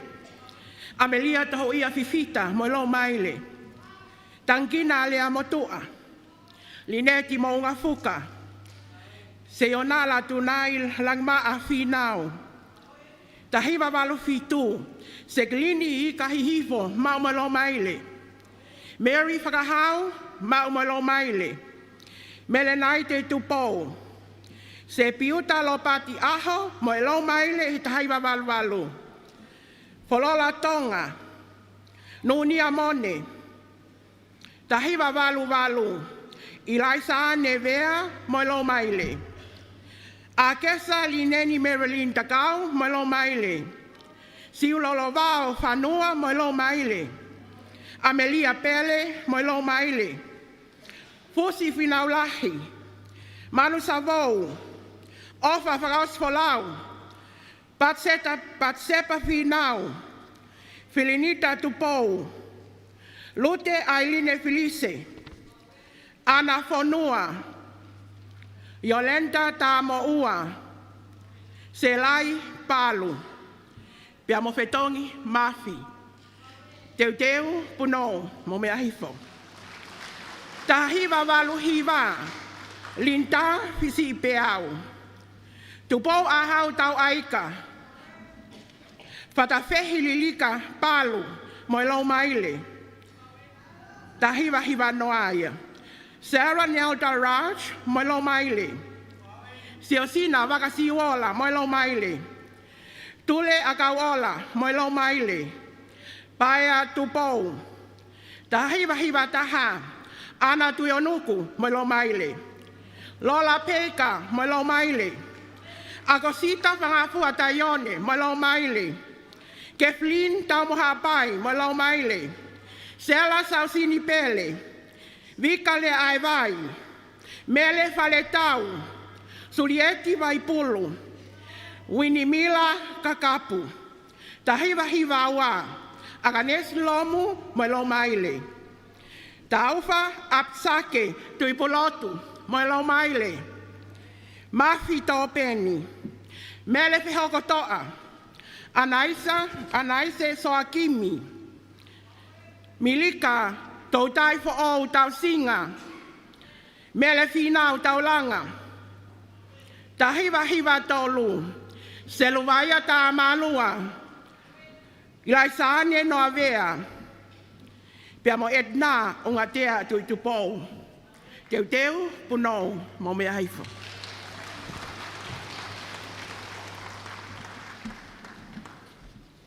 Tahiwa fa. Emeline falenga mesi fonua moilo maile. Seaila la mesisi fonua moilo maile. I tahiwa ni ma. Tahiwa ni ma. Mereane mataitonga moilo maile. Fine tuitupou. Moana Perling. Tahiwa no. Uieta mamana ki neivana furiwai moilo maile. Hulita sotanga moilo maile. Cecilia Colone Loaki moilo maile. Malua Cha Group. Tahiwa walu. Suriana Aloua Iwa Hamone moilo maile. Catherine Zeng moilo maile. Maata mone mo lo maile e ta hiwa hiwe hiwa. Kulueti le ai manu. Ta hiwa hiwe hiwa. Ana vai koloa safi mo lo maile. Luciane Compassion Sikuea mo lo maile. Luciane Kafo atu kawa mo lo maile. Mere ofa to ia mo lo maile. Meriame kakala. Vera asinate taufui mo lo maile I he uafe. Ta uafe. Sela Tayana Luani mo lo maile. Ana seini samate mo lo maile. Ana loi loi hangana mo lo maile e uafe mataha. Tui tamala sisiliti mo lo maile e wafe mataha. Amelia vai moana la tu mo lo maile e wafe mataha. Kalamata Amelia tangi. Ketiola sikalu. Teu punou. Mo mea hifa. Wafe mataha. Taisia lo leini nunia hawea mo lo maile. Mele fine ula mau mo lo maile. Seyonala tuivai. Telusila mausia. Rorin chen tei. Etina atu ki moana hawea. Lesieli pulu. Elenoa area motua. Ilaisane tapa atu. Wafe e mawa.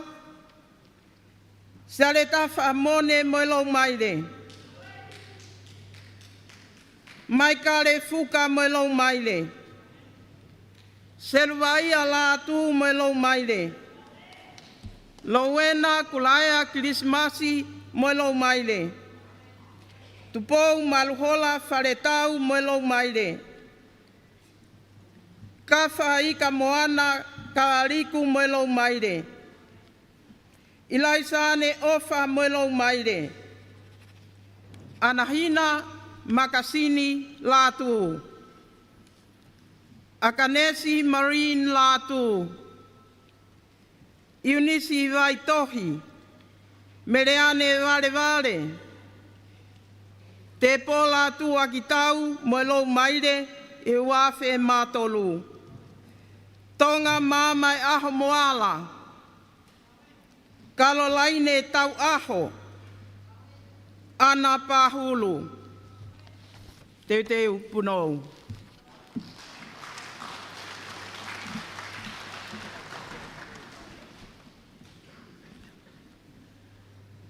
Wafe matolu. Finau le seli vau Victorian tui lau tala molo maile. Vai koloa lo mavita molo maile. Ainine afu tupo tane atiola molo maile. Makele tane moala molo maile. Josefina vekite. Alisina mnimotu. Olivia lupeolo kakau iwahui. Vika tui vai, manuna ngitau, Tania Linda nau Simone tolutau, Sicilia potesio mone, Wafe mafa, tapaita ke moe atu, Feofa aki mansela, Wafe manima, vai popua vai moana soakimi mo lo maile. Olivina la pio mo lo maile. Le sieli tui vai mo lo maile. Melelei ni mei tolu. Dita sitela tangi. Toa filimo unga tiola. Le sila ilala tiola. Le sane mosiana tiola. Ana seini kato. Ailine tonga. Alisonia tiola. Pinis finau, ana siutaula piukala, Te teu puno lava iko. Ua fe mau no. Liliani momota tiola mo lo maile. Christina po mama liu mo lo maile. Meletuna kaiman tupo mo lo maile. Suriana mano fetoa mo lo maile. Fonis Eva Holani. Wafe mafitu. Konionia mafile mo lo maile. Melekola siua mo lo maile.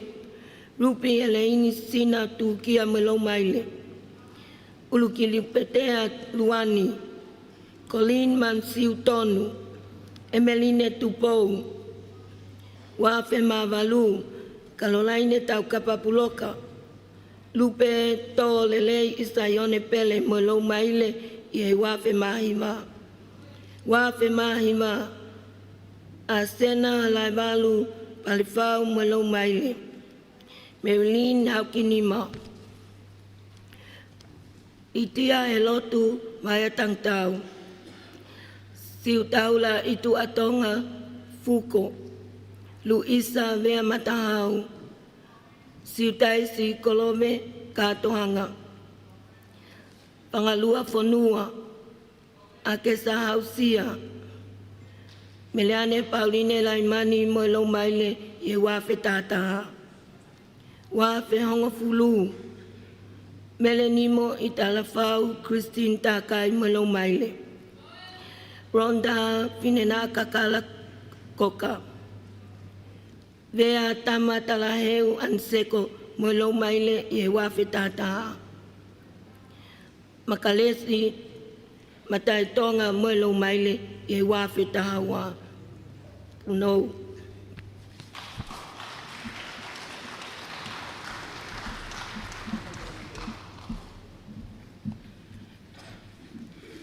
Kataki ko le whamore more atu, ke tari mai ho mou wiki le lahi. Wa fe tataha. Florence Nightingale Halapio, Molo Maile. Tui mala area motua, Molo Maile. Lo seri kava fono atu tai, Molo Maile. Ilaisane Green Leaves eke namoa, Molo Maile. Sinteke tonga, Molo Maile. Colotina Fisitalia o homa tetefa, alai fonua, Molo Maile. Wanoa tahawa, Margaret Fratou Fifita, Molo Maile. Fatafehi Lilika Imoana, Molo Maile. Tiweti Cecilia Fangpo, Molo Maile. Ilaisane Mila, Elizabeth Kaufo Vaka. Ana Kelea Moa, Sein Leva, Waisele. Siwola Helotu Manofetoa, Molo Maile. Lose Faremaka Holani, Molo Maile. Marianne Tupo, Molo Maile. Talavao Naa, Molo Maile. Wanoa Tahatolu, Linda Fau, Molo Maile. Milika Vaya Tupo, Molo Maile. Asinate Tolutau, Molo Maile. Akesa Kailea, Federica Folau Moitui, Elisabetta Tonga. Wanoa Tahafa, Sesika Tabuake Lot, Latu Fakahua Kiloto Neyafu Finau. Molo Maile. Linga Tamo Ua, Molo Maile. Tama atama fua mau Molo Maile. Teisa la nivia Molo Maile. Fe ofa aki vea matahau Molo Maile. Sinta manofetoa. Rewin kava folau. Wanoa tahanima. Lute hei vaha ofa ki arana leki Molo Maile. Mele lauteau mafi Molo Maile. Patsepa lupeolo tatafu Molo Maile. Angela Paya Fifita. Ruth Naomi Namoa. Wanoa tahao no. Kainga Helotu Filimoe Hala Molo Maile. Florence Kavafolau Molo Maile. Lo Maile fa hopo I Moana Uhila Molo Maile. Hola ki he eik finau Molo Maile. Ofa ki fis laimani Molo Maile. Josinda lave mau Molo Maile. Anau koloa ia tui pulotu Molo Maile. Ana iloa havea Molo Maile. Yvonne Manakohiva Folau. Tankina Hakaumotu. Sonia Lasike. Neomai Serena Costi Pohiva. Marian Susan Hakeai. Molo Maile. Wanota Fitu.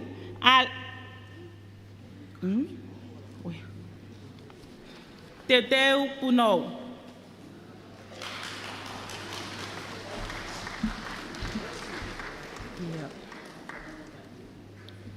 Tau hoko atu, wano ata fitu, alisi pe aua mo lo maile.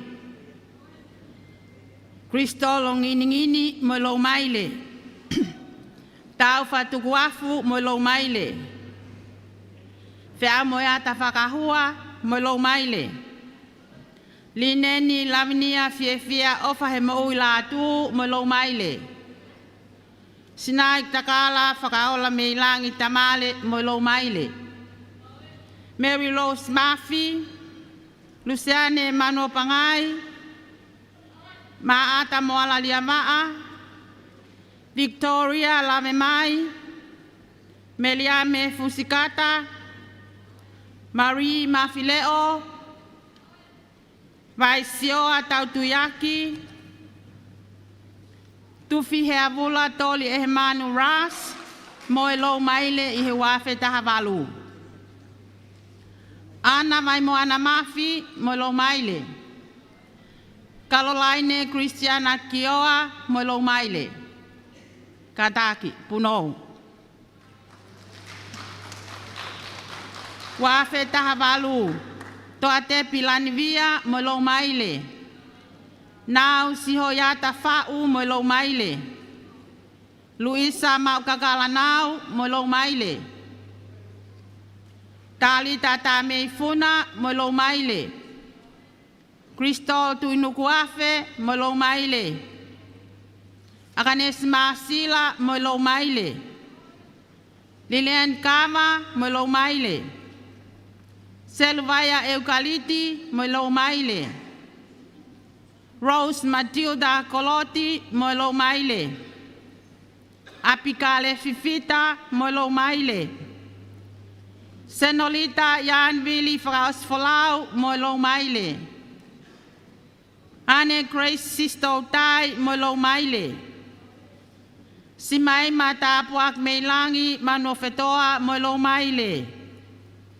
Akanesi Tracy Folau Hola Itoloa Laimani, Moelo Maile. Lesieli Uhila Fonua, Moelo Maile. Saloni Takau, Moelo Maile. Elizabeth Pendani, Mantu Fanga Faletau, Alilia Fakatou Fehia Unaloto ki Aotearoa Napaa, Ceyloni Fifita, Otmotulalo Kakala, Anafinau, Lotoma Folau Hola, Sea Queen Esther Fiu, Huavailiki Palaki, Britney Shamkol, Mele Kavalangi, Veronica Ula, Petunia Lilo, Tupou Faleola Tupou Moelo Maile, Falenga Me Sivoni Moelo Maile, Safeiti Tongia, Latu Losaline Latu, Anavawahi Veaila, Moelo Maile, Kataki, Puno.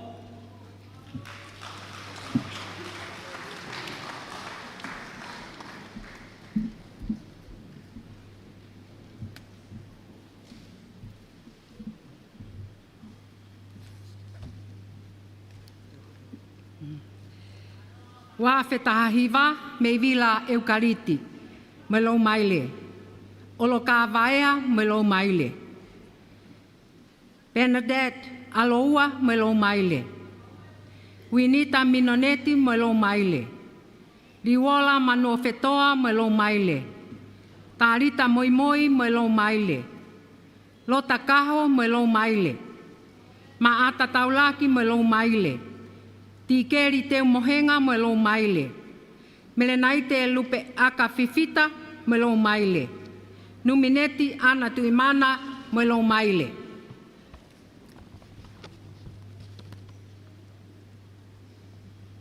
Liu Monu Kisia Mo Ui Helotu Fihaki, Moelo Maile. Hiksa Whakawheta I Free Wesleyan Makave, Moelo Maile. Primavera ilaisa ane lupeolo la taila kepa me lo maile. Siria ofato uri polo. Sentila tangulu. Lona me le fatai mo e manu hola. Le patowaki mo ui hekelesi halahala. Vai tuolo Sharon Tupou. Tiriwini Winsa Tuakalau. Marianne Tevi Siri. Ana Ngalutoto Tupou. Eva Serena Esau. Sela Fangalahi. Rosaline Eniti Kaunanga Olangi Latu. Moelo Maile I Wanoa Wanoa. En Coleti Valentine Riamaa. Telesia Molini Kisna Moelo Maile I Wanoa Wanoa. Losena Heikoti Fangalahi. Nunia To Ia Moelo Maile I Wanoa Wanoa. Maria Lesina Finau Moelo Maile I Wanoa Wanoa. Meleana Erika Kula. Litia Lavoni Alpha Wata. Charity Manuofetoa. Malo Puno Molava Hefo.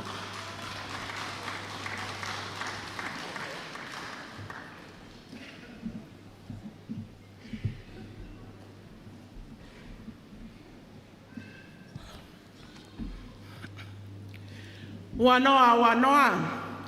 Ana lotu ta alfa, moilo maile. Paia I toloa latu, moilo maile. Kiola sina magasini, moilo maile.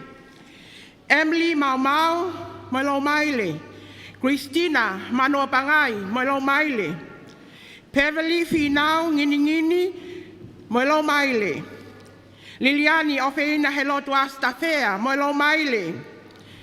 Caroline Loto Ahea, moilo maile. Toris Talamai Pangataa, moilo maile. Luisa Fifita Hakeli Violetti, moilo maile. Sapises Mani Manu, moilo maile. Mele Folauhola Yalaska Alilo, moilo maile. Olive Willolimia Tugutau, moilo maile. Mele Seinikata, moilo maile. Lesieri Tatafu, moilo maile. Meleane Amelia Muy fefia Eiki Manofetoa, moilo maile. Caroline Latu Ila. Eleni Afu. Lealofi Finau. Vakaola Folau. Lesieri Vakatapu. Ana Sios Mahi. Ane Telefoni. Ilasa Ane Talau. Maata Fineanga Nofo. Tapu Akiteu. Ofa Laulau Pe Alu. Salote Via Lapa Fisi Hoi. Taina Kata Moilo Maile. Pelenai Se Lolohea. Sesmoni Peu. Joy Kami. Amelia Vayangina Chiunia Fonua. Emily Sikalo. Ilaisane Kiteau. Amelia Tava. Ilaisane Mafileo. Teuteu Puno. Wanoa Wataha. Milika Fatai moilo maile. Camila Palu moilo maile. Otuangu Tilila Mapakaitolo moilo maile. Fineofa Fili Moihala moilo maile. Alieta Latu moilo maile. Mele Tautua A moilo maile. Meita Kinikini. Malia Tu Ohukava. Rose Kaihau. Sei Kaloni Tukimaka. Lo maile tu onetoa. Matavai mo oi tavake, mo lo maile. Mageles vailea, mo lo maile. Hanav avakatapu. Nau kakala kivalu. Sios ana kalanivalu. Tu pofi ao hefa. Kasete finau. Piamo pilimilose mafi. Teuteu puno. Mo mea haifu.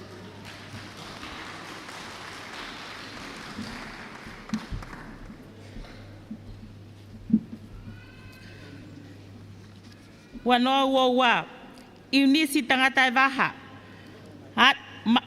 Mau me lau maile. Hane ve tu me lau maile. Mele filiai me lau maile. Fatai tupou, siare halaufia.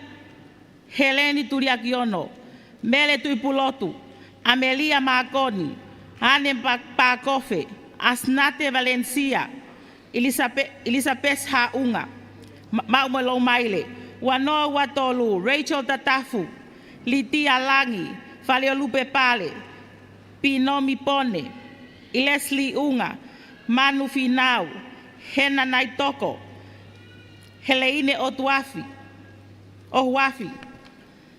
Keino Fine, Kalonika Kala Moala, Maumalo Maile, Ane Anau, Foeata Kiteau, Wanoa Wafa, Sweetie Fohe, Maumalo Maile, Luisa Manu, Molo Maile, Oliva Pacleata, Molo Maile, Eunice Kivalu, Molo Maile, Jasmine Baker, Latai Tonga, Catalina Palu, Mele Tutoy, Sela Manu, Lisita Vave, Jasmine Waisele, Cristina Finau, Ahoika Misa, Wafe Wanima, Ahoika Misa, Melo Maile, Golden Vea, Melo Maile, Losiela, Latu, Melo Maile, Latu Frauslea, Fasfolau, Dentra Fungalei, Mele Ofa Pahulu, Beatisi Tolu, Teuteu Punou.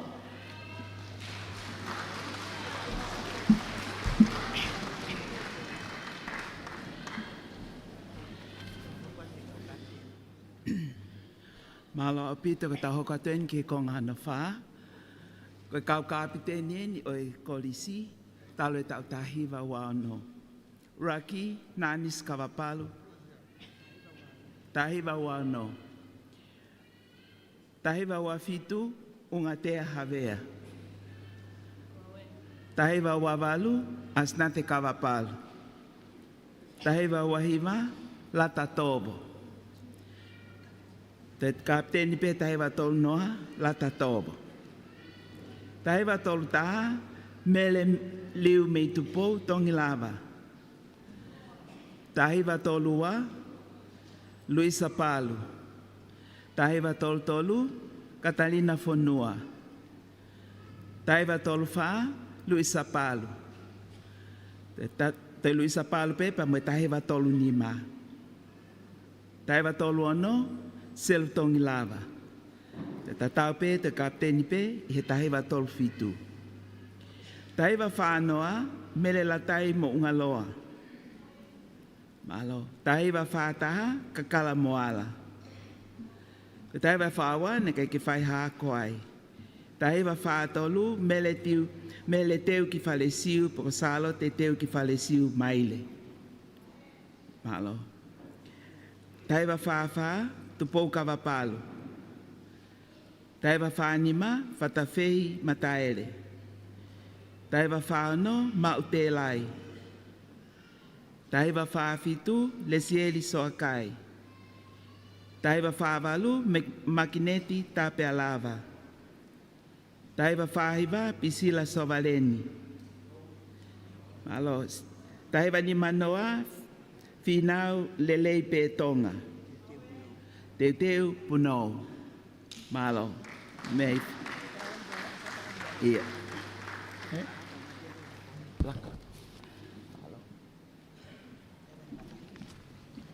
Tahiva ni mataha, sein vakasiwola. Tahiva ni mawa, longolongo tape alava. Tahiva ni matolu, sein vakasiwola. Tahiva ni mafa, tufola vakasiwola.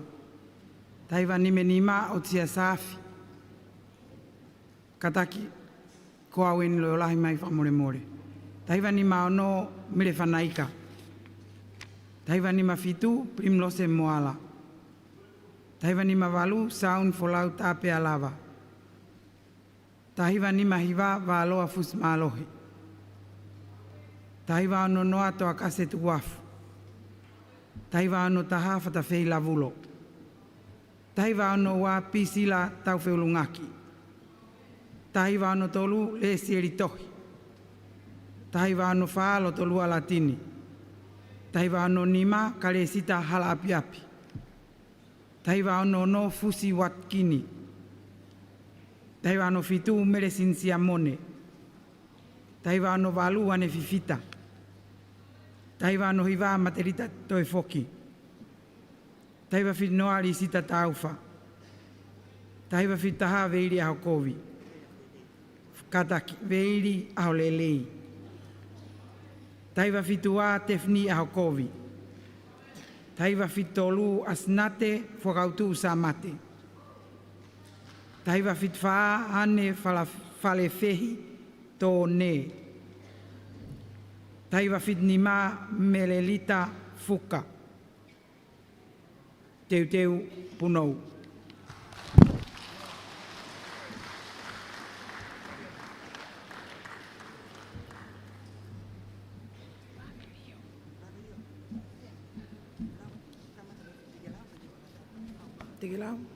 Tahi wa fitu ono Elisabeth Whakawā.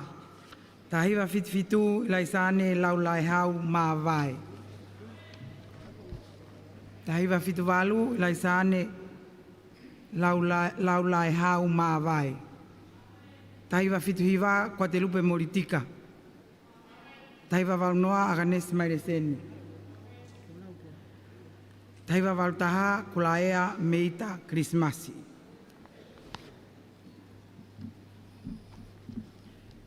Tahi wa walua suriana vai puna. Tahi wa walu tolu te pola lolohea. Tahi wa walu wha Olivia Tonga. Ka taki o tari mai ke reo lahi, a mai. Tahi wa walu ni mā koe kapteni ko Mereane Safi. Tahi wa walu ono hewi whanga Paskala. Tahi wa walu fitu Susana Aho. Tahi wa walu Joy Lepaola Broomfield. Ka taki punou mea hifo. Tahi wa walu hiwa Mary Whakahau. Tahi wa hiwa noa Amelia Pele. Tahi wa hiwa taha whatawhehi ririka sala e tau ho lani palo. Tahi wa hiwa wā anatu i onuku. Tahi wa hiwa tolu Windmilla Kakapu. Tahi wa hiwa wha Edna Ungatea Tuitupou. Tahi wa hiwa nima Emeline Wharenga me esi whanua. Kaptene tahi wa hiwa no ko Mereane Mataitonga. Tahi wa hiwa fitu longo alupe kawa apai fotofiri. Tahi wa hiwa walu Cecilia Colone Feiloaki. Ko tahi wa hiwa ko Suriana Alowa i Wahamone. Malo mea hifo puno. Ua fe. Ko ana vai koloa tuifua safi. Wanoa noa taha. Ana aloiroi haangana. Wanoa noa ua ko taisia loleini nunia avea. Wanoa noa tolu finau le sieri tu ilautala. Malo punou mea hifo. Ko ngā whakaosi e kau kapiteni, ua whe mā whā, Elina whāfutu pouta anea atiola. Ua whe mā nima, vai moana soakimi. Ua whe mā ono, melelei niu mei tolu. Ua whe mā fitu, le seri tui vai. Ua whe mā walu, Liliani momo tā atiola. Ua whe mā hiva, koe kapiteni, Ruby Helene Sina Tuukia. Wafi hongo fulu, Lupe Tole Leiki Sayone Pele. Wafta hataha, Florence Nightingale Halapio. Wafi tahawa, Lesieli Kavafono Atutai. Wafta hatolu, Tuimala Marina Aquinas Nasa Alea Motua. Wafi tafa, Linda Victoria Fa'u. Wafi tanima, Milika Vaya Vautupou. Wa fe taha no fe o faaki vea matahau. Wa fe taha fitu lo maile uhila. tali mai ke leo lahi. Wafta valu hola ki eik finau. Kapteni wafta hiva Rose Matilda Colotti. Wafe wanoa Senolita Jan Wilfas Folau. Wafe wataha go Kapteni Liliane Yasi Ofena Elotu Tafea. Wafe wowa Olivia Wilhelmina Tutau. Wafe watolu Otuangu Mapakaitolo. Wafe wafa Rachel Meletupo Tatafu. Kapiteni Fraose Senturi. Wafe wanima Oliva Peti Pakleata. Teuteu Punou.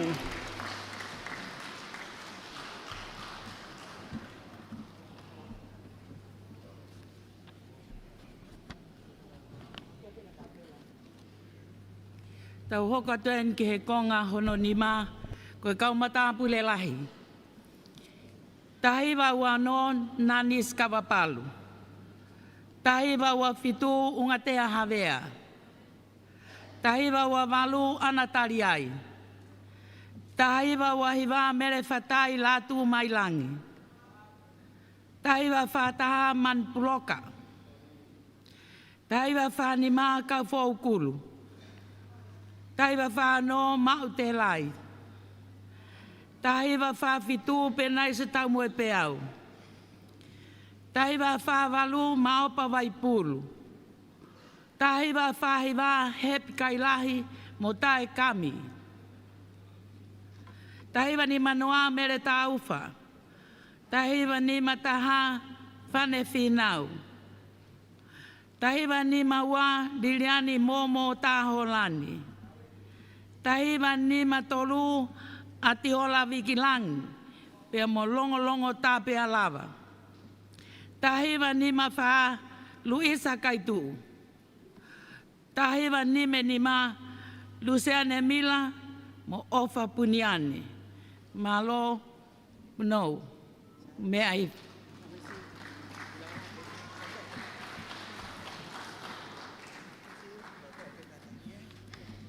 Tahiwa ni maono, sia ki hore watukia, pea mo Joana Faupula.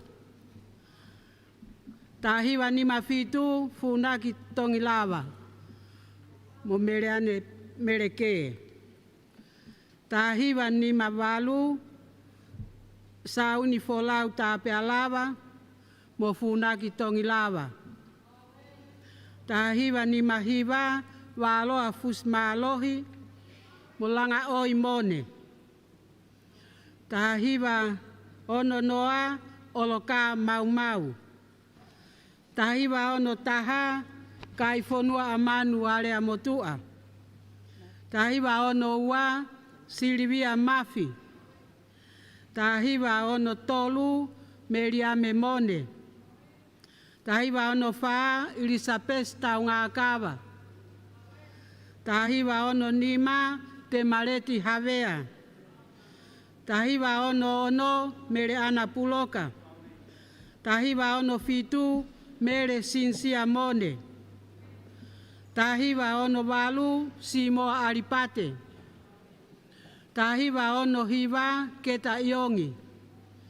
Tahiwa fitu noa, Lepa Kauhenga.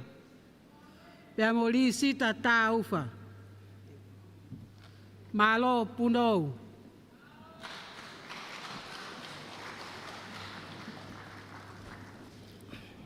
Katak te uhoko ato nou e kaumata pule lahe koris kunsalo te. Kore atu, kaumata pule lahi. Tari mai ki reo lahi, ke ngari ko kaumata pule lahe koris kunsalo te. Mata pule lahe koris kunsalo te ki tahiwa fitu taha, mata havea. Tahiwa fitu atankina moi moi. Tahiwa fitolu, Susana Liavaa. Tahiwa fitfa, Klasperi Salakielu. Tahiwa fitnima, Tapaita, Maile Tonga. Tahiwa fitono, Katinia Tauranga. Tahiwa fitu, Ngataya Lupe Puloka. Tahiwa fitu walu, Nehilofiofa. Tahiwa fitu iwa, Vauhea Senturi. Tai wawau noa e malata tohi. Tai wawau taha mele latai tau mua. Tai wawau lua Olivia Wakalahi. Tai wawau tolu Siria Mohi. Ongo tau hoko e neua tō taha pena mata pule lahi ai. Tai wawau wha Eunice Fiaki. Tai wawau nima Eunice Fiaki. Tai wawau ono whale mei mahe. Tai wawau fitu tafa naurivou. Tai wawau walu. Ongo tau ko neua tō taha pena mata pule lahi ai. Tai wawau walu ofa tui pulotu. Tai wawau hiwa ofa tui pulotu. Tai wahiwa noa Melekilis Masi. Tai wahiwa taha Tisiola Pifeleti. Tau hoko koe ne tolu tō taha pena mata pule lahi ai. Tai wahiwa wa atu aholele i mawhireo. Tai wahiwa tolu atu aholele i mawhireo. Tai wahiwa wha kotoe atu aholele i mawhireo. Teu punou. Malo pito.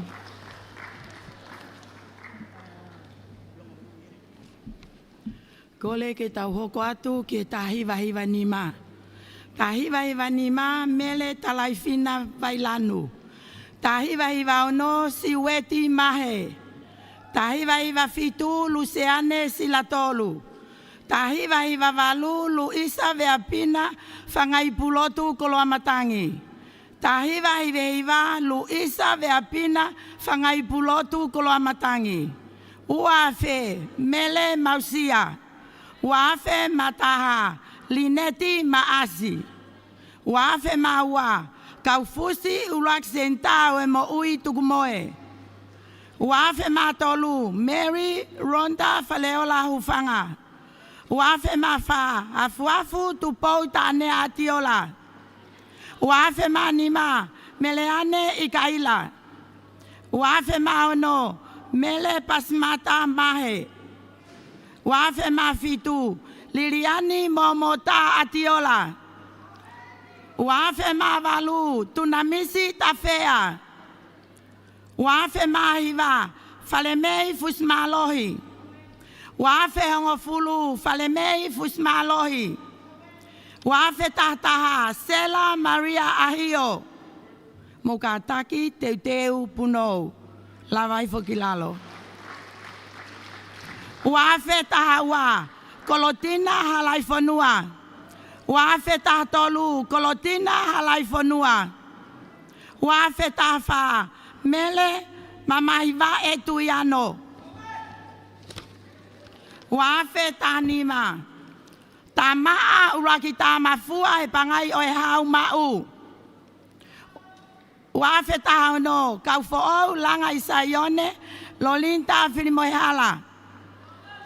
Uafe tafitu hola ki eiki finau. Uafe tavalu hola ki eiki finau. Uafe tahiva silia ofa toulipolo. Uafe wanoa ofa laulau pe alu. Uafe wataha numineti tuimana. Uafe uowa Olive Wilhelmina tukutau. Uafe watolu tupou fe ao hefa. Uafe wafa Rachel mele tupou tatafu. Uafe wanima Oliva Peti Pakleata. Pako mata pule lahi o sentuli o kolis kuinsalote ahoika Meres misa meima misa. Kataki punou. Malo mome aivo.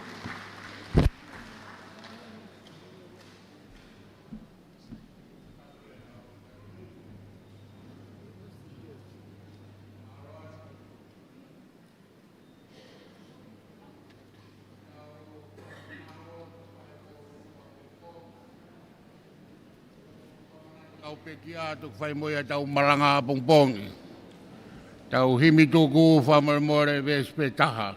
Tau whiungai. Tau hokore wakiai. Pamara mautolo te niti.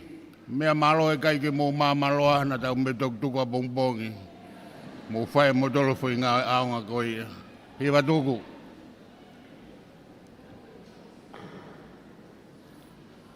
O mea ke tau hiwa tuku.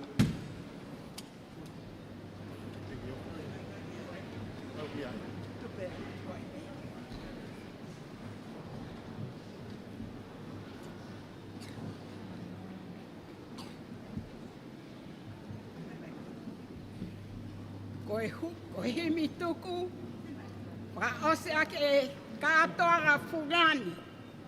O senturi o kolis kuin salo te e to folofola ai hawo tonga tu po wono mo tari ui. Ko e whange au ono ho fulu mafa te usipela peves uluaki. Si hova ko ho mau o tua. Oku mau unu atu. Tai tau e mau tapa fua. Ho huafa topu tapu. He oku mā o lunga hake. I he hingoa ko toa pe.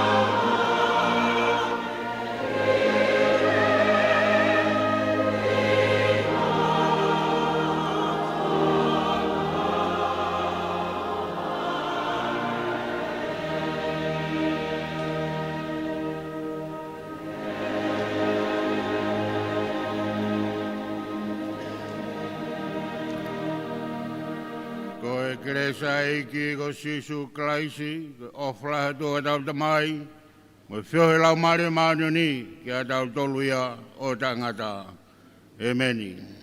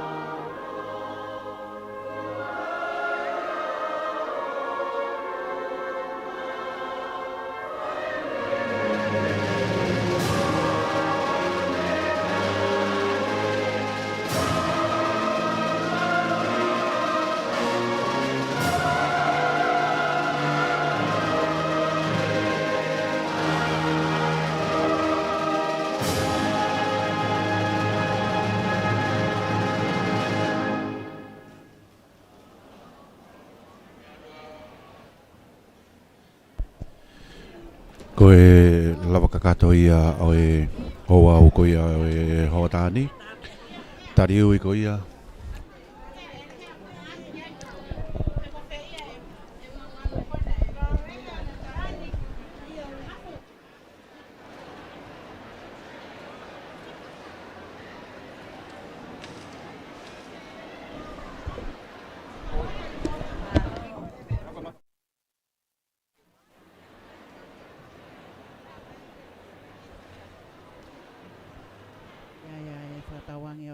whelongoa ki leipe i he kātoanga o e aha koeni ai whakahistoria hono whama opo ai tohi historia o e Centurio e kolisi ko Kunsalo te o maafo ki ai kātoanga taliui ko uhi ko kinautolu ai kau holo mua mo i kau lava mea i he malae ko ia o e mo'ui i he kolisi ko Kunsalo te whale lotu whakamanatu Centurio e lotu peo kia hea hounga ia ai wakai ki he ngahi lava mea ko e ni ko e tauanga mohono teui ai whiwhine kakato i he kolisi ko Kunsalo te.